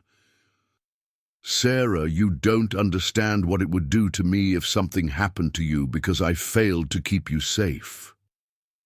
The use of her first name, the first time he'd abandoned the formal Mrs. Blackwood, sent a warmth through Sarah that had nothing to do with physical temperature. She realized that sometime during their weeks together, her feelings for Ethan had evolved far beyond gratitude into something deeper and more complicated. "Ethan," she said, matching his informal address, "I need you to know that these past weeks have been the happiest of my adult life. Not because of the comfort or security, though those matter, but because for the first time I'm living with someone who sees me as a person rather than property." Ethan felt his heart constrict at her words. "You are a person, Sarah, a remarkable person who deserves every happiness life can offer." They stood close together in the cold mountain air, both aware that they were approaching a threshold that would change everything between them. The air seemed charged with possibility and unspoken feelings. "Catherine," Sarah said suddenly, "would she mind that you're starting to care for someone else?" The question surprised Ethan with its directness, but also with its accuracy. He was starting to care for Sarah in ways that went far beyond his original protective impulses. "Catherine believed that love wasn't diminished by sharing it," Ethan said slowly. "She used to say that the heart grows larger to accommodate new feelings rather than replacing old ones. I think she would want me to be happy again." "And are you happy, I mean?" Ethan looked at Sarah's face in the lamplight, noting the hope and vulnerability in her expression. "I'm beginning to remember what happiness feels like." Before either could say more, the sound of galloping horses shattered the peaceful moment. 3 riders were approaching the ranch at dangerous speed, their urgency unmistakable even in the darkness. Ethan immediately moved Sarah behind him, his hand instinctively going to his gun. But as the riders came closer, he recognized the lead horse as belonging to Dr. Foster. "Ethan, Dr. Foster called out as he reined in his lathered horse. "Thank God you're both safe. We need to get Sarah away from here immediately." "What's happened?" Ethan demanded. "Harold's back," said one of the other riders, whom Sarah recognized as Samuel Richardson, their attorney. "He's not alone this time. He's hired a group of men from Denver, gunfighters and criminals willing to work for money rather than law." Dr. Foster dismounted quickly, his medical bag in hand, despite the late hour. "I was treating a patient in town when they rode through. 6 or 7 men, all armed, asking questions about the location of your ranch and the best approaches to reach it undetected." Sarah felt the blood drain from her face. Harold had escalated beyond property damage to the threat of direct violence. The men he'd hired wouldn't be constrained by law or conscience. "How much time do we have?" Ethan asked, already mentally cataloguing defensive preparations. "Maybe an hour," Richardson replied. "They were drinking at Murphy's saloon, talking loud about teaching certain people respect, but they'll be heading this way soon." Ethan's mind raced through options. The ranch house was defensible, but not against a determined assault by multiple gunmen. His workers were brave but not professional fighters. A direct confrontation would likely result in bloodshed and possibly deaths among people he cared about. "Sarah," Ethan said firmly, "you need to leave with Dr. Foster and Mr. Richardson. They can get you to safety while I deal with Harold." "Absolutely not," Sarah replied with surprising strength. "I won't run away and leave you to face danger because of me." "This isn't about courage, Sarah. It's about being practical. Harold wants you, not me. If you're not here, he has no reason to attack." But Sarah shook her head stubbornly. "You don't know Harold like I do. He's not thinking rationally anymore. His humiliation in court has driven him to the edge of sanity. He'll hurt anyone associated with me just to feel powerful again." "Doctor," Foster stepped forward with a suggestion. "There's another option. The old mining camp up in Thunder Canyon has been abandoned for years, but the buildings are still solid. We could hide Sarah there while Ethan and his men prepare defenses here." "That might work," Richardson agreed.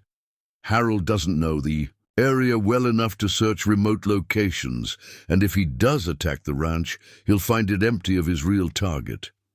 Ethan considered the plan, weighing risks and alternatives. Thunder Canyon was defensible and isolated, but it would also leave Sarah vulnerable if Harold somehow discovered her location.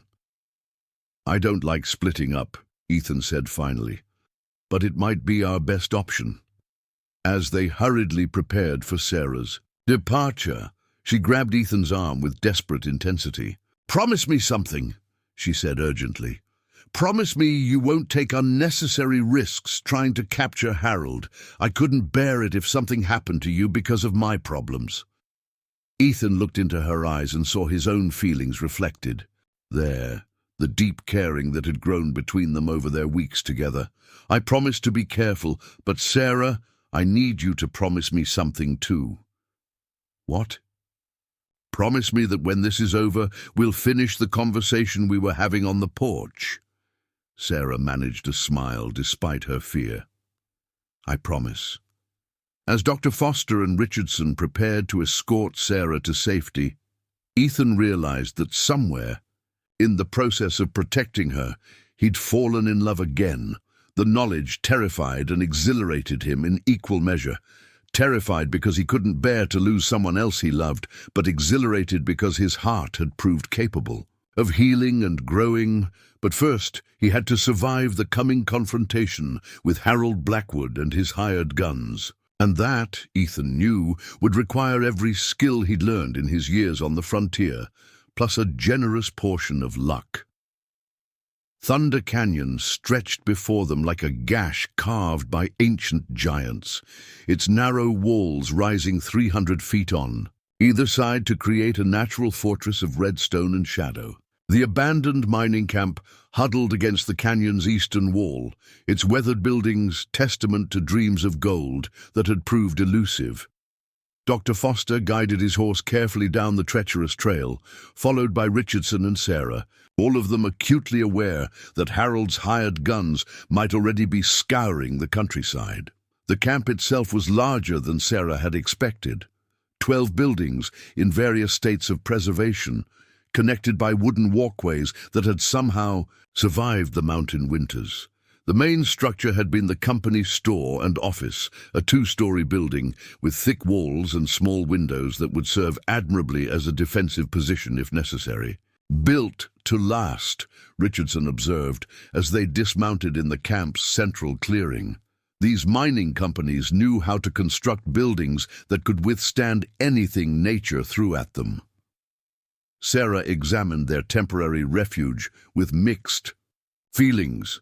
The isolation that made it safe also made it lonely, and the abandoned buildings carried an air of sadness that reminded her uncomfortably of her years trapped in Harold's house. But unlike that prison, this place represented hope rather than despair, a sanctuary where she could wait while others fought for her freedom. Dr. Foster busied himself checking the store building's structural integrity while Richardson climbed to the second floor to assess sight lines and defensive positions. The building commanded an excellent view of the canyon's only entrance, meaning no one could approach without being seen from a considerable distance. "Sarah," Dr. Foster called from the main room, "there's a well here that still seems to be producing clean water, and the previous occupants left behind enough supplies to last several days. You should be comfortable enough while we resolve this situation." But comfort wasn't Sarah's primary concern. As evening shadows deepened in the canyon, her thoughts remained focused on Ethan and the ranch hands who were preparing to face Harold's violence. She'd grown to care deeply about all of them. Diego and Maria, who'd welcomed her like family, Jimmy Patterson and the other cowboys, who'd treated her with respect and kindness, and especially Ethan, whose quiet strength had become the foundation of her new life. "Dr. Foster," Sarah said as they settled in for the night, "please tell me, honestly, what are Ethan's chances against professional gunfighters?" The physician was quiet for several minutes, clearly weighing how much truth she could handle. "Ethan is an experienced man who's faced danger before. His ranch hands are loyal and capable, but Harold's hired men are a different kind of threat than anything they've dealt with previously." Richardson joined the conversation from his position near the window. "The advantage Ethan has is defensive terrain and knowledge of the area. Harold's men are strangers here, operating in unfamiliar territory against people who've lived on that land for years." "But they're killers," Sarah said bluntly. "Men who make their living through violence. Diego and Jimmy are good people, but they're not gunfighters." "No," Dr. Foster agreed sadly, "they're not. Which is why removing you from the immediate danger was the right decision, even though it feels like abandonment." Sarah appreciated his honesty, even as it confirmed her worst fears. The people she'd come to love were facing mortal danger because of her presence in their lives. The knowledge sat like a stone in her chest, making every breath an effort. As full darkness settled over Thunder Canyon, Sarah found herself at the second-floor window, staring in the direction of the Caldwell Ranch, even though distance and terrain made it impossible to see anything. Somewhere out there, Ethan was preparing for what might be the fight of his life, and she was powerless to help or even know what was happening. Meanwhile, 15 miles away at the ranch, Ethan was conducting his own preparations with methodical precision. He'd sent word to neighboring ranches requesting assistance, though he knew help might not arrive in time to matter. His own men had responded to the crisis with grim determination, understanding that they were fighting not just for their employer, but for their community and way of life. Diego Martinez cleaned his rifle with practiced efficiency while discussing defensive positions with the other hands.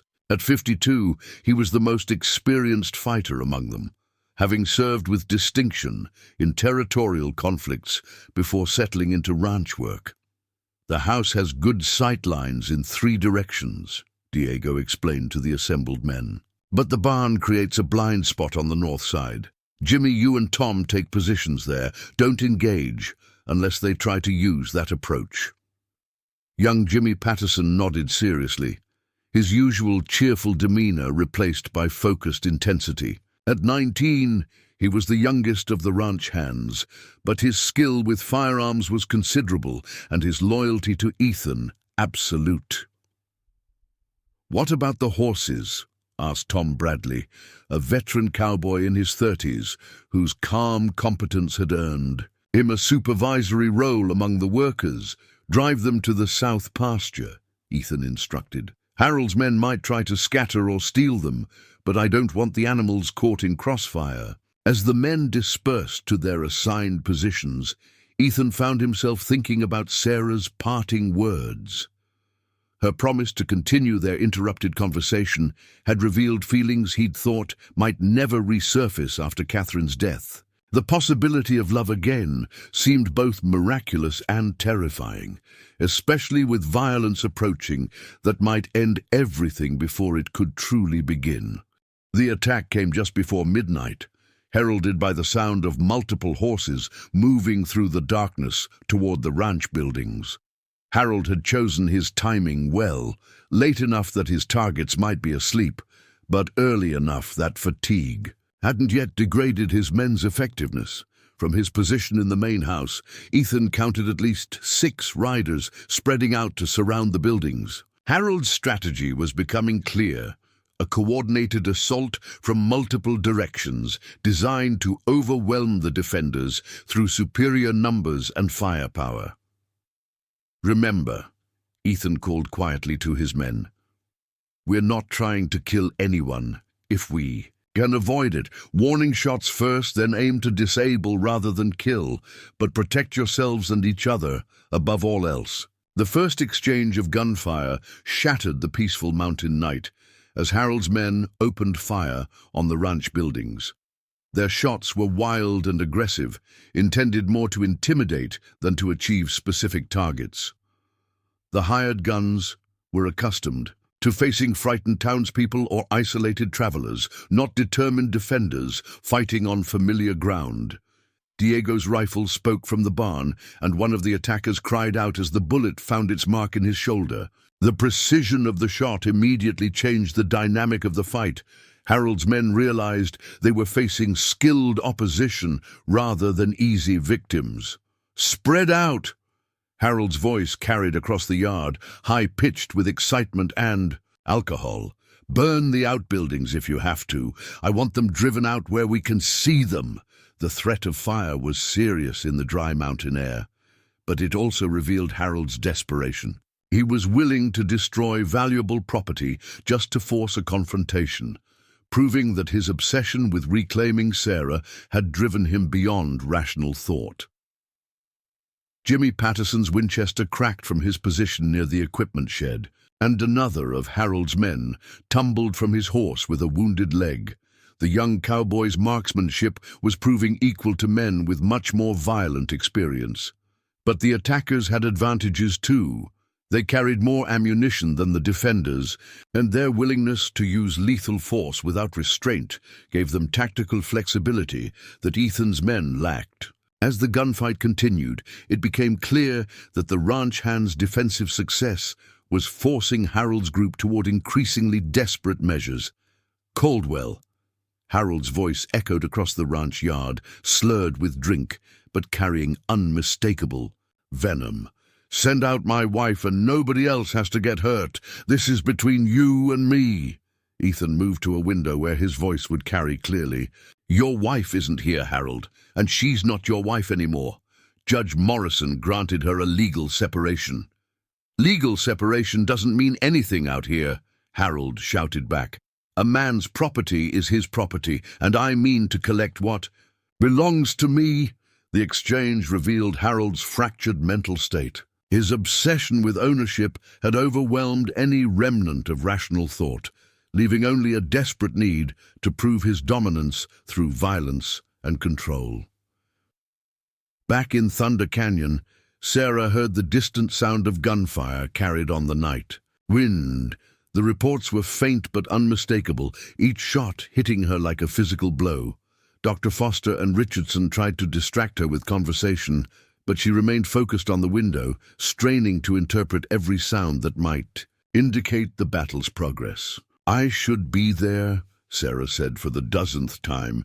"If Harold kills Ethan because I wasn't brave enough to face him myself, I'll never forgive myself." "Your presence would only make the situation more dangerous," Richardson reminded her gently. "Harold's men would have a clear target, and Ethan would be trying to protect you instead of focusing on tactics." "But what if he dies thinking I abandoned him?" Dr. Foster joined her at the window, his medical training having taught him to recognize the physical symptoms of extreme distress. "Sarah, Ethan knows you're not a coward. He knows you wanted to stay and face the danger with him. Your being here isn't abandonment, it's strategy." Despite their reassurances, Sarah felt the weight of helplessness crushing down on her. For the first time since leaving Harold's house, she was completely powerless to influence events that would determine her future. All she could do was wait and hope that the man she'd grown to love would survive the night. At the ranch, the gunfight had settled into a deadly stalemate. Harold's men controlled the open areas around the buildings, but they couldn't approach close enough to be effective without exposing themselves to accurate defensive fire. The ranch hands held strong positions, but lacked the numbers to mount any kind of offensive action. The situation changed dramatically when Harold himself made a crucial error. Frustrated by his men's lack of progress and emboldened by alcohol, he decided to lead a direct assault on the main house. His plan was to use superior numbers to overwhelm the defenders through sheer audacity. "Follow me!" Harold shouted to his remaining men. "We take the house and end this tonight." But Harold's charge was poorly coordinated and executed with more passion than tactical sense. As the attackers rushed across the open yard, they found themselves caught in a crossfire from multiple defensive positions. Diego's rifle spoke from the barn, Jimmy's Winchester cracked from the equipment shed, and Ethan's revolver barked from the house windows. Two of Harold's men went down immediately, one with a shattered leg and another with a wounded arm. A third lost his nerve entirely and fled into the darkness, leaving Harold with only 2 supporters for his assault on the house. The reduced numbers should have convinced Harold to retreat and reconsider his strategy. Instead, his obsession drove him forward with reckless abandon. He reached the house's front porch and began trying to kick down the door, screaming threats and demands about his property. Ethan emerged from cover to confront Harold directly, his revolver drawn but not yet aimed. "It's over, Harold. You've got wounded men who need medical attention. Surrender now and we'll get them help." Harold's response was to raise his own weapon toward Ethan, his face twisted with rage and desperation. "You stole my wife! You humiliated me in front of the whole county! You think I'll just walk away?" "I think you'll do what any rational man would do and end this before more people get hurt." But Harold was beyond rational thought. His finger tightened on his gun's trigger just as a shot rang out from the barn. Diego's bullet took Harold in the shoulder, spinning him around and sending his weapon flying into the darkness. Harold collapsed on the porch, clutching his wounded shoulder and screaming curses at everyone around him. His remaining supporters, seeing their leader down and themselves hopelessly outnumbered, threw down their weapons and called for a quarter.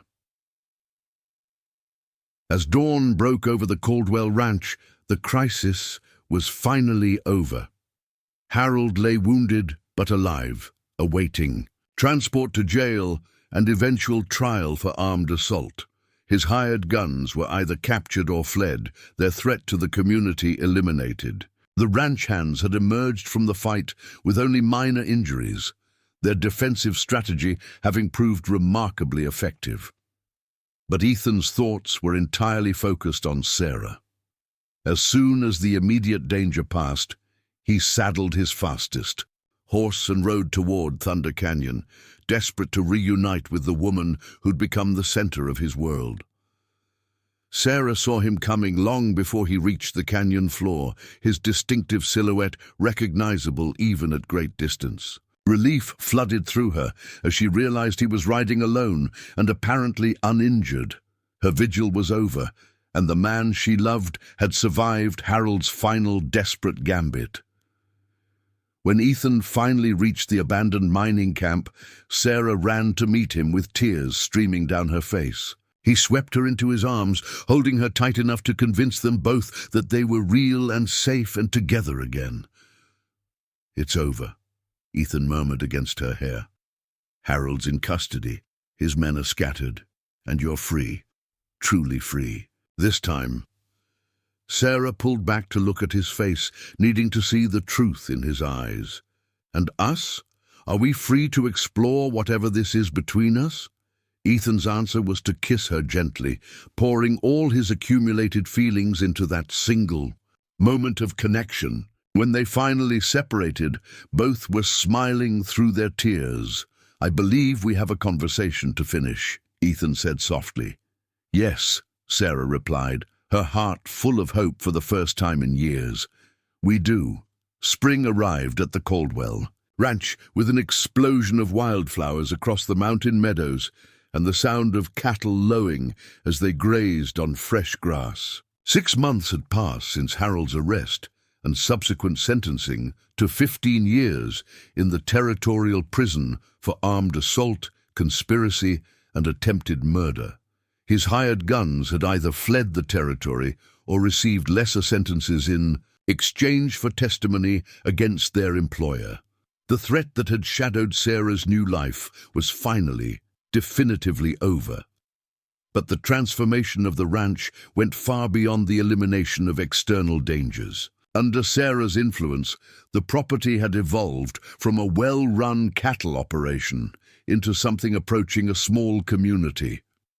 She'd convinced Ethan to expand the workers' quarters, allowing married hands to bring their families to live on the ranch year-round. The result was a collection of small houses scattered across the valley, connected by well-maintained roads and united by shared purpose.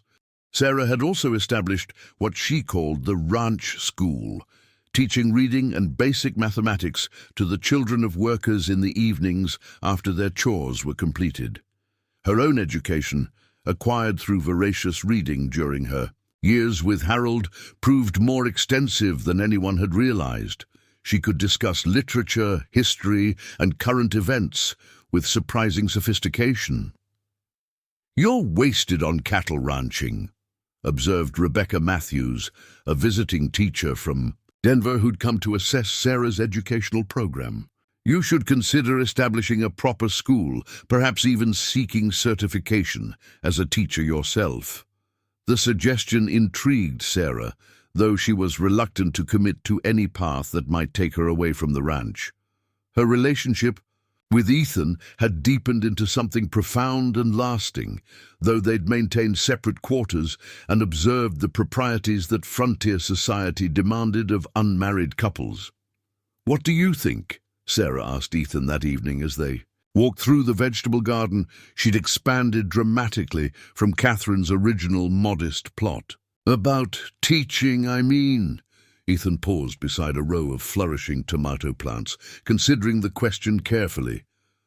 "I think you'd be an exceptional teacher. The question is whether that's what you want for yourself." "What I want," Sarah said slowly, "is to build something meaningful here, whether that's through teaching, ranching, or some combination of both." Their conversations had taken on this quality of careful exploration as they navigated the delicate process of building a shared future.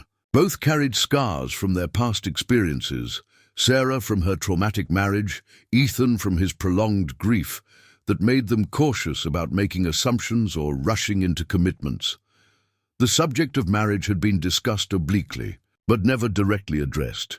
Sarah's legal separation from Harold had become a full divorce after his conviction, leaving her free to remarry if she chose. But the decision felt weighty, with implications neither was quite ready to confront explicitly. The catalyst for change came from an unexpected source.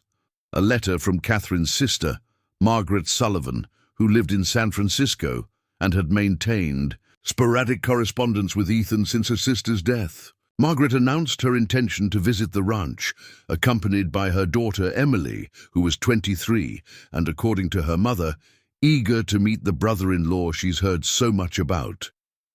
"She's matchmaking," Sarah observed with amusement, as Ethan read the letter aloud over breakfast. "Your sister-in-law thinks it's time you remarried, and she's bringing a suitable candidate." Ethan's expression was complicated, part annoyance, part resignation, and part something that might have been relief. "Margaret means well, but she doesn't understand the situation here."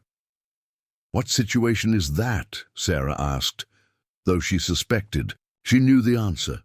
"The situation where I've already found someone I want to spend my life with, but I haven't figured out how to say it properly."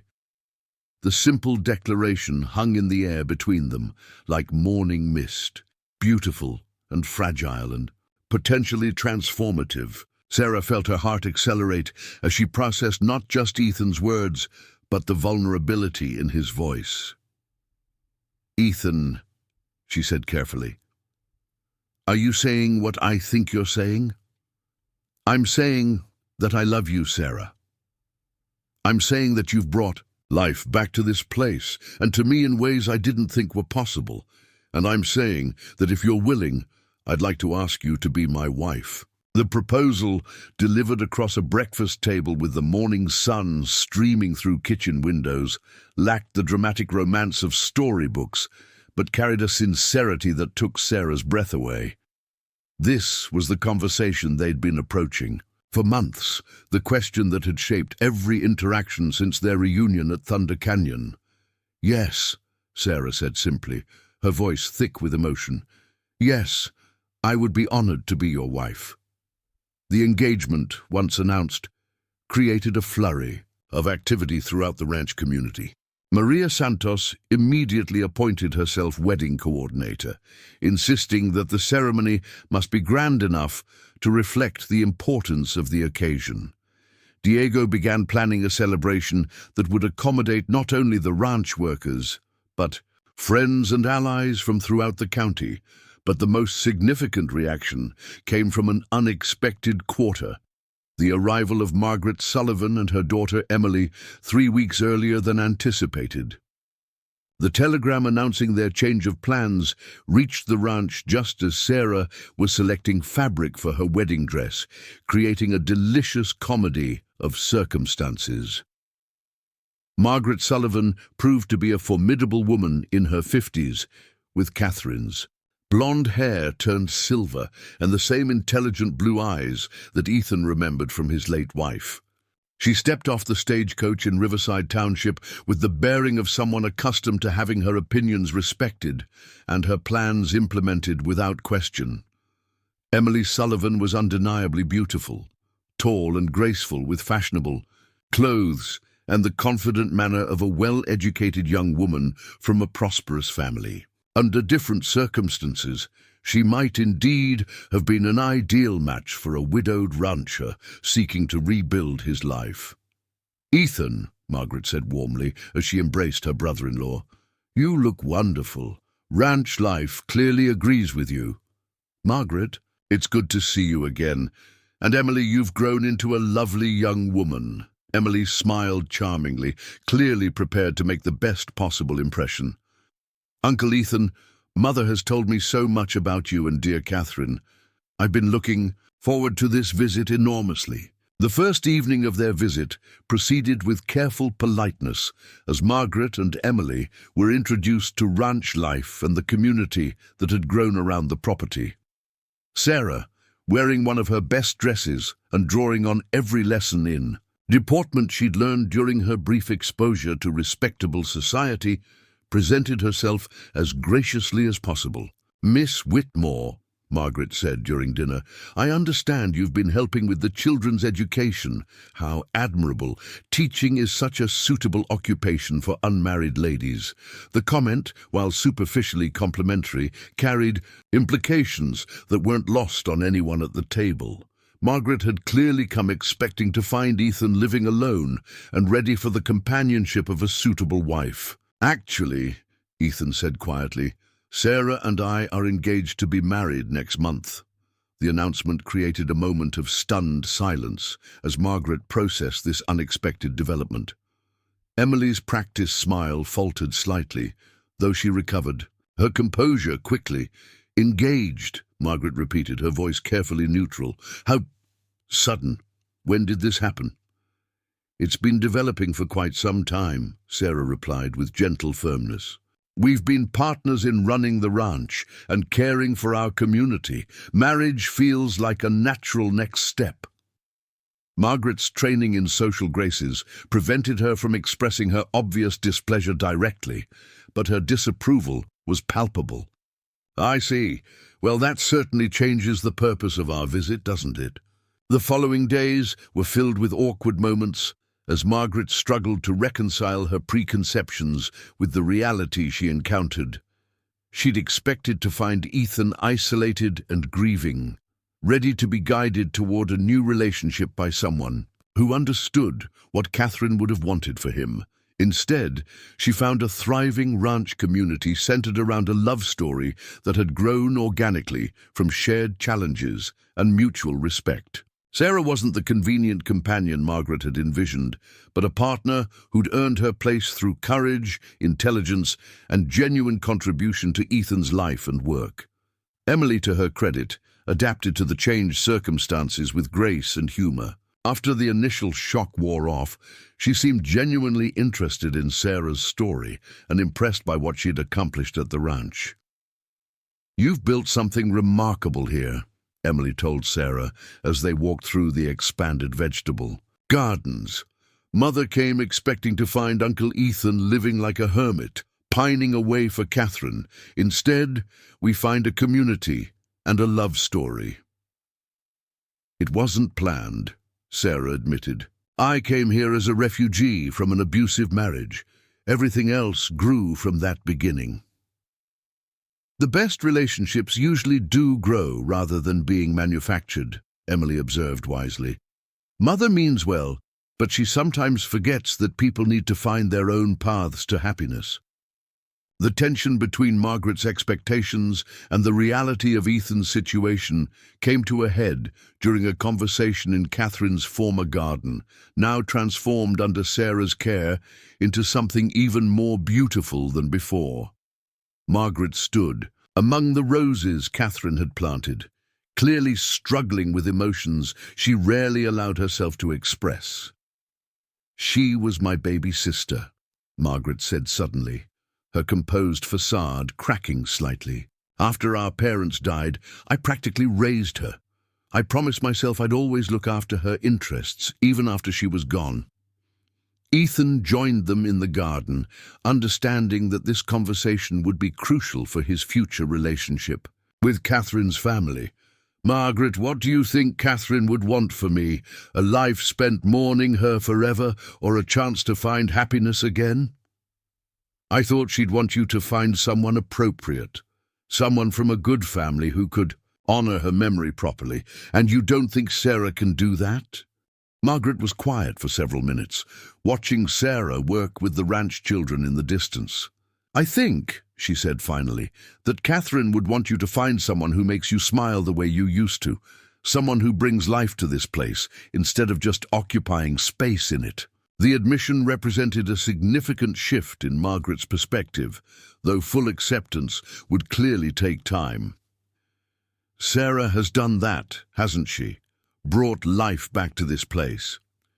"She has," Ethan confirmed, "not by trying to replace Catherine, but by helping me remember that grief doesn't have to be the end of the story." The wedding itself took place on a perfect June morning, with wildflowers blooming across the mountain meadows and the entire ranch community gathered to witness the ceremony. Judge Morrison, who'd presided over the legal battle that freed Sarah from Harold's control, performed the service under an arbor Diego had constructed from pine boughs and Sarah's garden roses.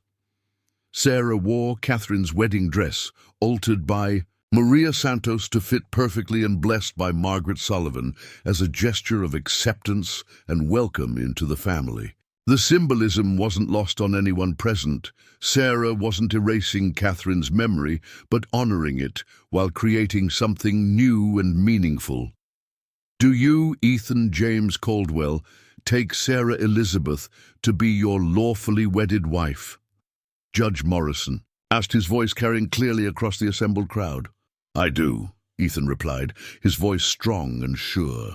And do you, Sarah Elizabeth, take Ethan James to be your lawfully wedded husband? I do, Sarah said, her voice filled with joy and gratitude for the unexpected journey that had brought her to this moment. The celebration that followed lasted well into the evening, with music provided by ranch hands who proved surprisingly talented musicians, and food prepared by Maria Santos and the other ranch wives. Children ran through the crowd with uninhibited delight, while adults shared stories and toasts that honored both the past and the future. As the evening wound down and guests began departing for their own homes, Ethan and Sarah found themselves alone on the porch, where they'd shared so many conversations during their courtship. The mountains rose around them like protective walls, and the stars wheeled overhead in patterns that had witnessed countless other beginnings. Mrs. Caldwell, Ethan said softly, testing the sound of her new name. I like the sound of that, Sarah replied, leaning against his shoulder. Though it's going to take some getting used to. We have plenty of time to practice. As they sat together in comfortable silence, both reflected on the unlikely journey that had brought them to this point. What had begun as an act of spite, Ethan's determination to prevent Harold from further abusing his wife, had evolved into something neither had expected, but both had desperately needed. Ethan, Sarah said thoughtfully, do you think Catherine would approve of us, really? Ethan considered the question seriously, thinking about his late wife's values and priorities. I think Catherine would be happy that neither of us is alone anymore. She always believed that people were meant to care for each other, to build communities and families that make everyone stronger. And we've done that, haven't we? Built something stronger than either of us could have managed alone. Looking out, over the ranch buildings scattered across the valley, each one representing a family that had found stability and purpose as part of their growing community. Ethan knew that Sarah was right. They'd created something larger than a successful marriage. They'd built a legacy that would endure long after they were gone. Yes, he agreed, pulling her closer as the mountain air grew cool around them. We have. 5 years had transformed the Caldwell Ranch into something unrecognizable from the isolated, grief-stricken property Ethan had maintained after Catherine's death. What began as a cattle operation worked by a handful of loyal employees had evolved into a thriving agricultural community that served as a model for cooperative living throughout the territory. The most visible change was the schoolhouse Sarah had finally convinced Ethan to build near the center of the ranch complex. The white-clappered building with its bell tower and large windows housed 32 children from across the valley, taught by Sarah herself and 2 assistant teachers. Recruited from Denver, the Territorial Education Commissioner had visited twice, praising the innovative curriculum that combined traditional academics with practical skills like animal husbandry, agriculture, and basic business management. But the deeper transformation was in the people themselves. Sarah, now 29 and carrying their second child, had blossomed into a confident leader whose influence extended far beyond the ranch boundaries. She served on the Territorial Education Board, consulted with other communities seeking to establish cooperative ventures, and authored a series of articles for Eastern newspapers about frontier life and women's roles in building Western society. Ethan watched his wife from the porch of their expanded home, noting how naturally she moved among the workers' children, each of whom adored her with the fierce loyalty of young hearts that had found safety and encouragement. Their own 3-year-old son, James, shadowed her steps with determined concentration, already showing signs of inheriting both parents' strong wills. "Papa!" James called out, spotting Ethan on the porch. "Mama says the baby will come before the harvest." "That's right, son," Ethan replied, scooping up the boy, whose dark hair and serious grey eyes marked him clearly as a Caldwell. "Are you ready to be a big brother?" James considered this weighty question with the solemnity of someone who took all responsibilities seriously. "Diego says big brothers have to be brave and protect little ones. I can do that."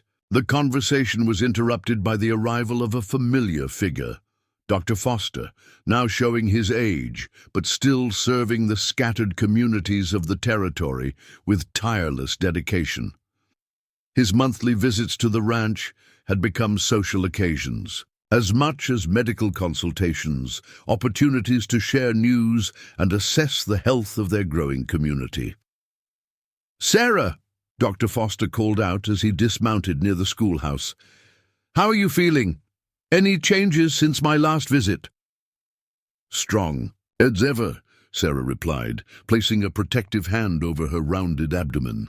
"Though this one seems more active than James was, constant movement, especially at night. Active babies often become active children," Dr. Foster observed with a smile. "You may have your hands full." As the doctor conducted his examination, Sarah found her thoughts drifting to the incredible journey that had brought her to this moment. The frightened, broken woman who'd stood on an auction block seemed like someone from another lifetime. That woman had been defined by what had been done to her. This woman was defined by what she chose to do for others. "Dr. Foster," Sarah said suddenly, "do you remember what you told me the night you first met Ethan and me, about how some cases transcended mere business arrangements?" The elderly physician smiled at the memory. "I said that some situations require us to act on principles rather than profit. Why do you ask?" "Because I've been thinking about that principle as we plan for the future. This ranch, this community we've built, it's become something bigger than any of us intended." Indeed, the Caldwell Ranch had attracted attention throughout the territory as an example of successful cooperative living. Other ranchers had visited to study their methods, particularly their approach to profit sharing with workers and their integration of education with practical training. Several neighboring properties had adopted similar models, creating a network of interconnected communities that supported each other through difficult seasons. That evening, as the family gathered for dinner in their expanded dining room, the conversation turned to plans for the coming year. Margaret Sullivan, now a regular visitor who had become one of Sarah's closest advisors, was reviewing proposals for expanding the educational program. "The territorial governor wants to feature your school in his annual report to Washington," Margaret announced. "He's particularly interested in your approach to educating both boys and girls in practical skills." "And there's been another inquiry from that publisher in New York," added Emily Sullivan, who had surprised everyone by choosing to remain in the territory and establish her own small ranch with financial backing from her mother. "They want Sarah to write a book about frontier women's experiences." Sarah exchanged glances with Ethan, both of them still adjusting to the attention their success had generated. Neither had sought fame or recognition. They'd simply tried to build the kind of life they wanted to live and discovered that others were hungry for the same thing. "What do you think?" Sarah asked Ethan privately later that evening as they walked through the garden in the gathering dusk. "About the book, I mean." Ethan was quiet for several minutes, considering not just the practical implications but the symbolic meaning of such a project. "I think," he said finally, "that your story deserves to be told, not just for what it reveals about surviving difficult circumstances, but for what it shows about the possibilities when people choose to build, rather than destroy. Our story," Sarah corrected gently, "it was never just about me." "No," Ethan agreed, pulling her closer as they paused beside the rose bushes Catherine had planted and Sarah had expanded into a memorial garden. It was about all of us, Diego and Maria, the children, the workers who've stayed, and the neighbors who've joined us. It was about choosing to create something larger than ourselves. As if summoned by their conversation, young James appeared at the garden gate, his hair tousled from sleep and his small face serious with some important concern. "Mama, Papa," he said urgently. "I had a dream about the baby. She was very small but very loud, and she had red hair like yours, Mama." Sarah and Ethan exchanged amused glances. Their son's dreams had proven remarkably accurate in the past, including his prediction that the mare Diego had been training would give birth to twins. "Red hair, you say?" Sarah asked, kneeling to James's level, despite her advanced pregnancy. "And you're certain it was a sister?" James nodded emphatically. She was holding a book and arguing with Diego about something. Very loud arguing. The image made both parents laugh, though they wouldn't have been surprised if James's vision proved prophetic. Strong opinions seemed to run in both family lines. 2 weeks later, as autumn painted the mountain slopes in brilliant gold and crimson, Sarah went into labor during the middle of a community harvest celebration. True to James's prediction, their daughter arrived with considerable vocal protest about her circumstances, though her hair proved to be dark brown rather than red. "Catherine Rose Caldwell," Sarah announced when Dr. Foster placed the squalling infant in her arms, after both grandmothers. The name felt right to everyone present, honoring both the past and the future in the way that had become characteristic of their growing family and community. As news of the birth spread throughout the ranch complex, workers and neighbors gathered to offer congratulations and gifts. Children clustered around the windows, hoping for glimpses of the newest member of their extended family. The celebration continued well into the evening, with music and storytelling that wove the baby's arrival into the larger narrative of their shared life. Standing on the porch with his newborn daughter in his arms, Ethan reflected on the extraordinary chain of events that had led to this moment. What had begun as an act of defiance, his determination to prevent Harold from further abusing his wife, had ultimately created a legacy that would outlast all of them. "What are you thinking about?" Sarah asked from her chair, still weak from labor but radiant with the satisfaction of safe delivery. "About choices," Ethan replied, gently rocking the baby. "About how one decision to choose kindness over profit, justice over convenience, can change everything that follows." Sarah smiled, understanding exactly what he meant, and about how the best things in life usually grow from the smallest acts of courage. As the celebration continued around them, and their daughter slept peacefully in her father's arms, both parents knew they'd succeeded in building something that would endure long after they were gone.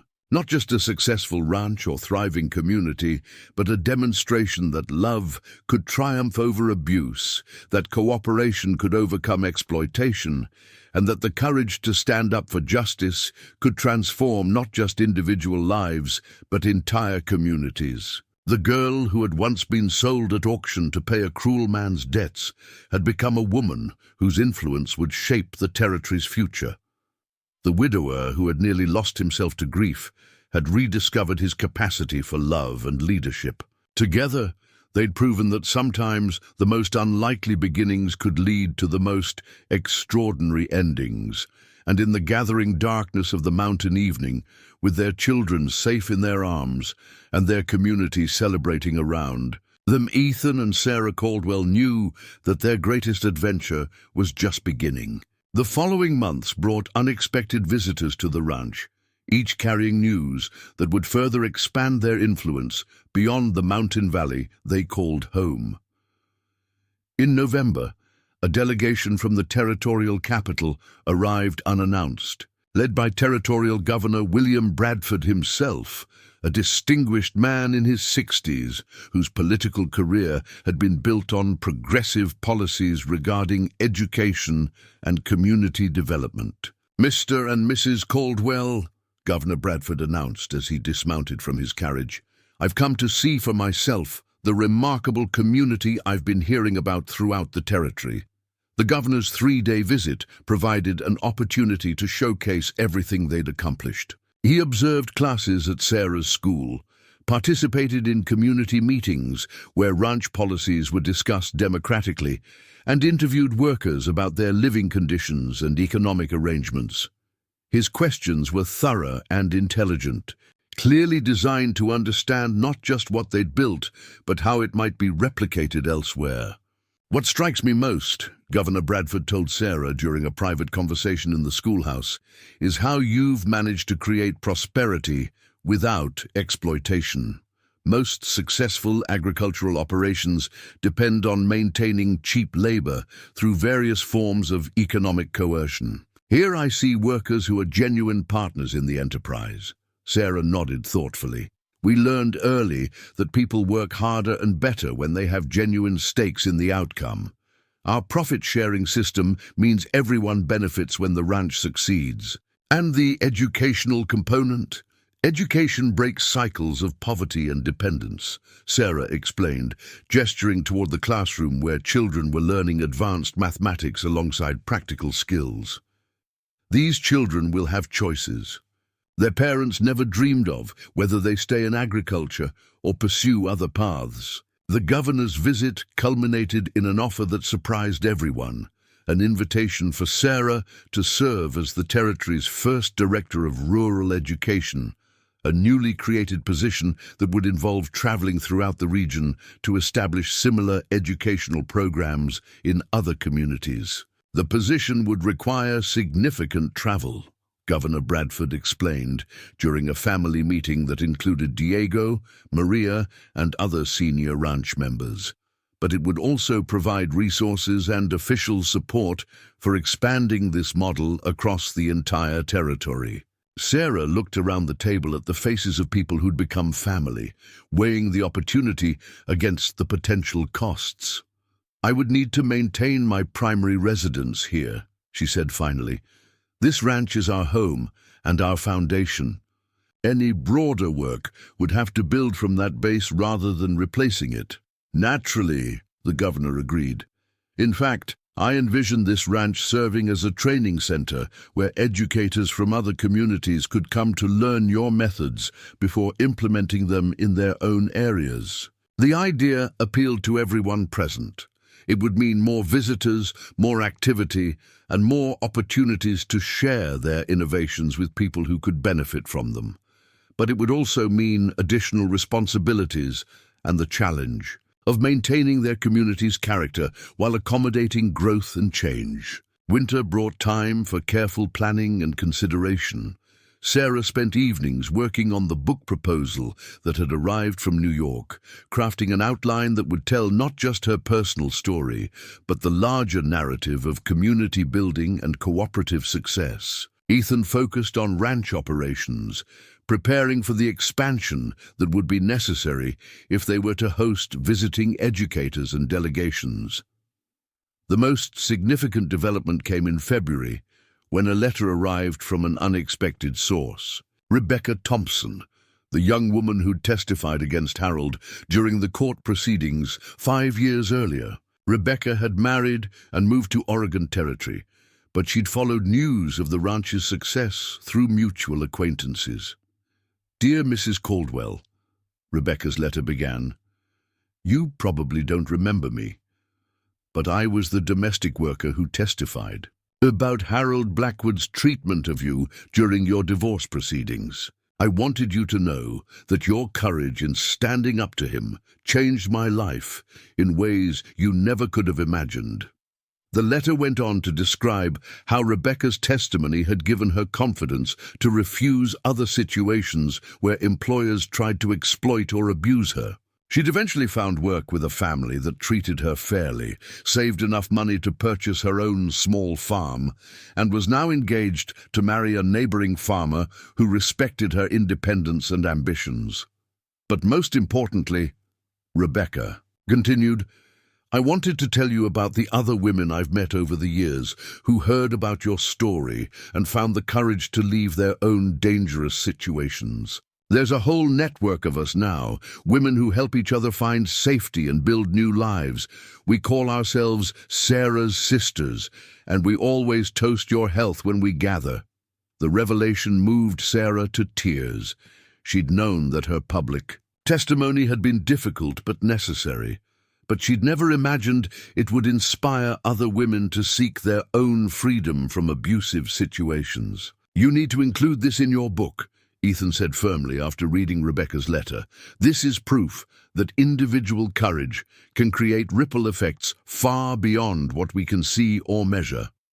Spring's arrival brought the first group of visiting educators, 6 men and women from communities across the territory, who'd come to spend a month learning the ranch's methods. Sarah found herself energized by the challenge of articulating principles she'd developed intuitively, translating practical experience into teachable concepts. Among the visitors was Elena Rodriguez, a young teacher from Santa Fe whose own community was struggling with poverty and lack of educational opportunities. Elena proved particularly insightful about adapting the ranch's cooperative model to different cultural and economic contexts. In my community, Elena explained during one of their evening discussions, extended families often work together in ways that are similar to what you've created here, but we've never formalized the economic arrangements or integrated education systematically. The key, Sarah replied, is starting with what already works in each community and building from there.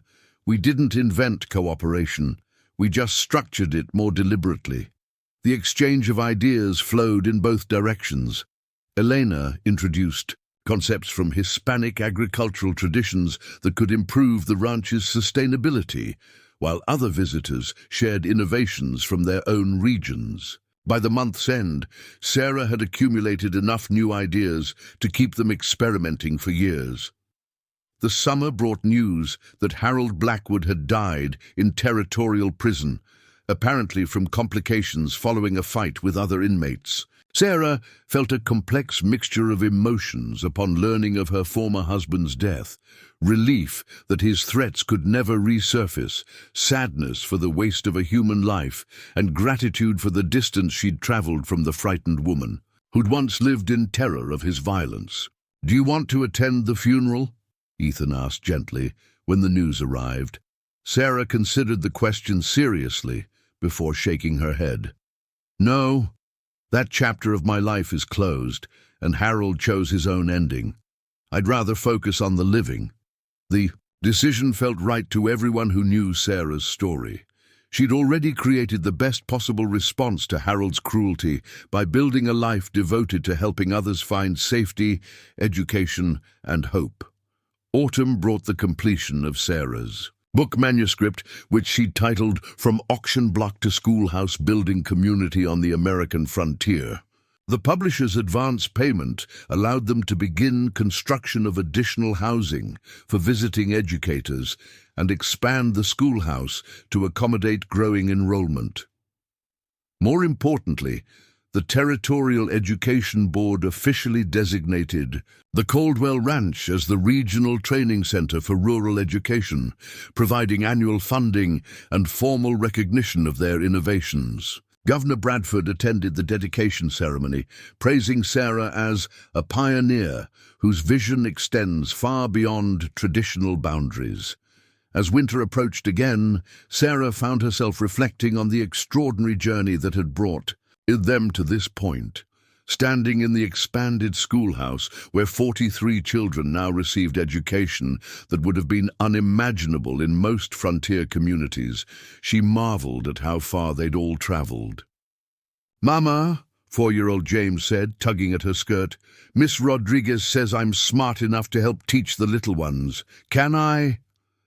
Sarah smiled down at her son, whose serious grey eyes already showed the confident intelligence that came from growing up in a community where learning was valued and curiosity encouraged. If you want to help teach, then we'll find ways for you to do that.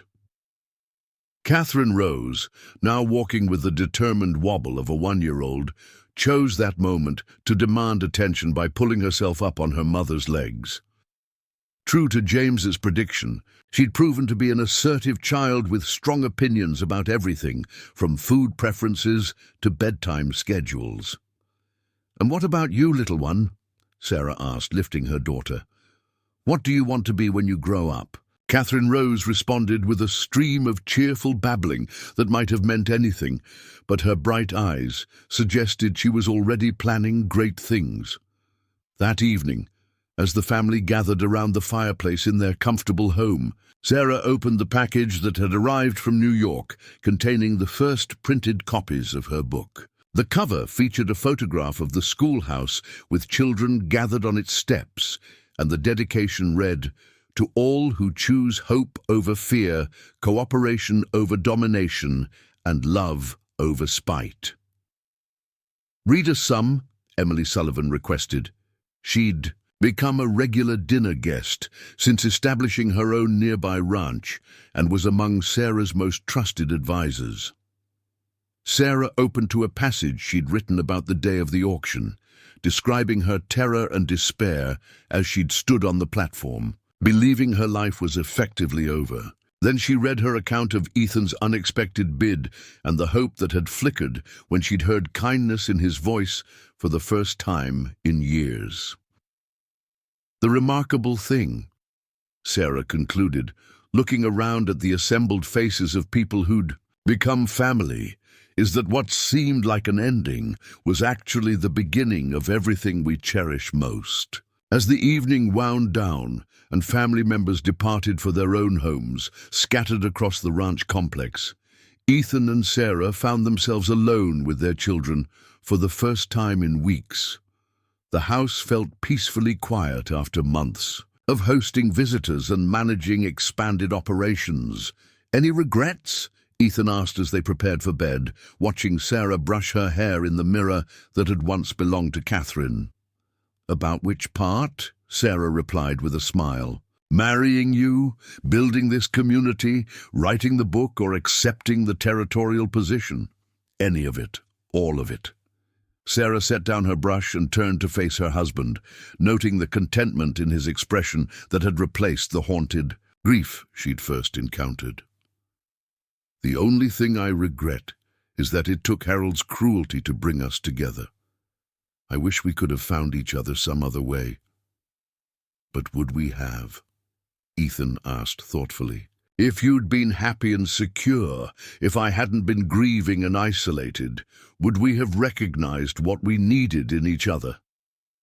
It was a question they'd discussed before, and neither had a definitive answer.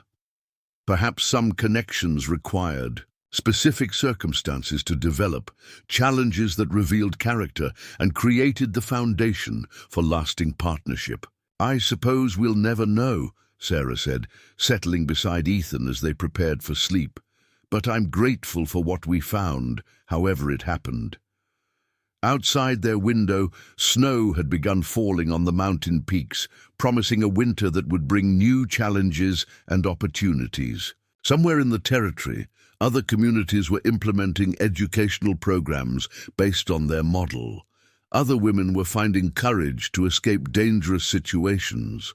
Other families were discovering that cooperation could create prosperity for everyone rather than just a privileged few. The girl who'd once stood on an auction block, believing her life was over, had become a woman whose influence would ripple across generations. The widower who'd nearly lost himself to grief had rediscovered his capacity for love and leadership. Together, they'd proven that the most extraordinary transformations often began with the simplest choice: to treat others with dignity, to build rather than destroy, and to believe that tomorrow could be better than today. As sleep claimed them in their comfortable bed, surrounded by the sounds of a thriving community settling into peaceful night, both Ethan and Sarah knew that their greatest legacy wasn't the ranch or the school or even the book that would carry their story to distant readers. Their greatest legacy was the proof that love could triumph over hatred, that cooperation could overcome exploitation, and that even the most unlikely beginnings could lead to the most extraordinary endings. Up next, you've got two more standout stories right on your screen. If this one hits the mark, you won't want to pass these up. Just click and check them out. And don't forget to subscribe and turn on the notification bell so you don't miss any upload from us.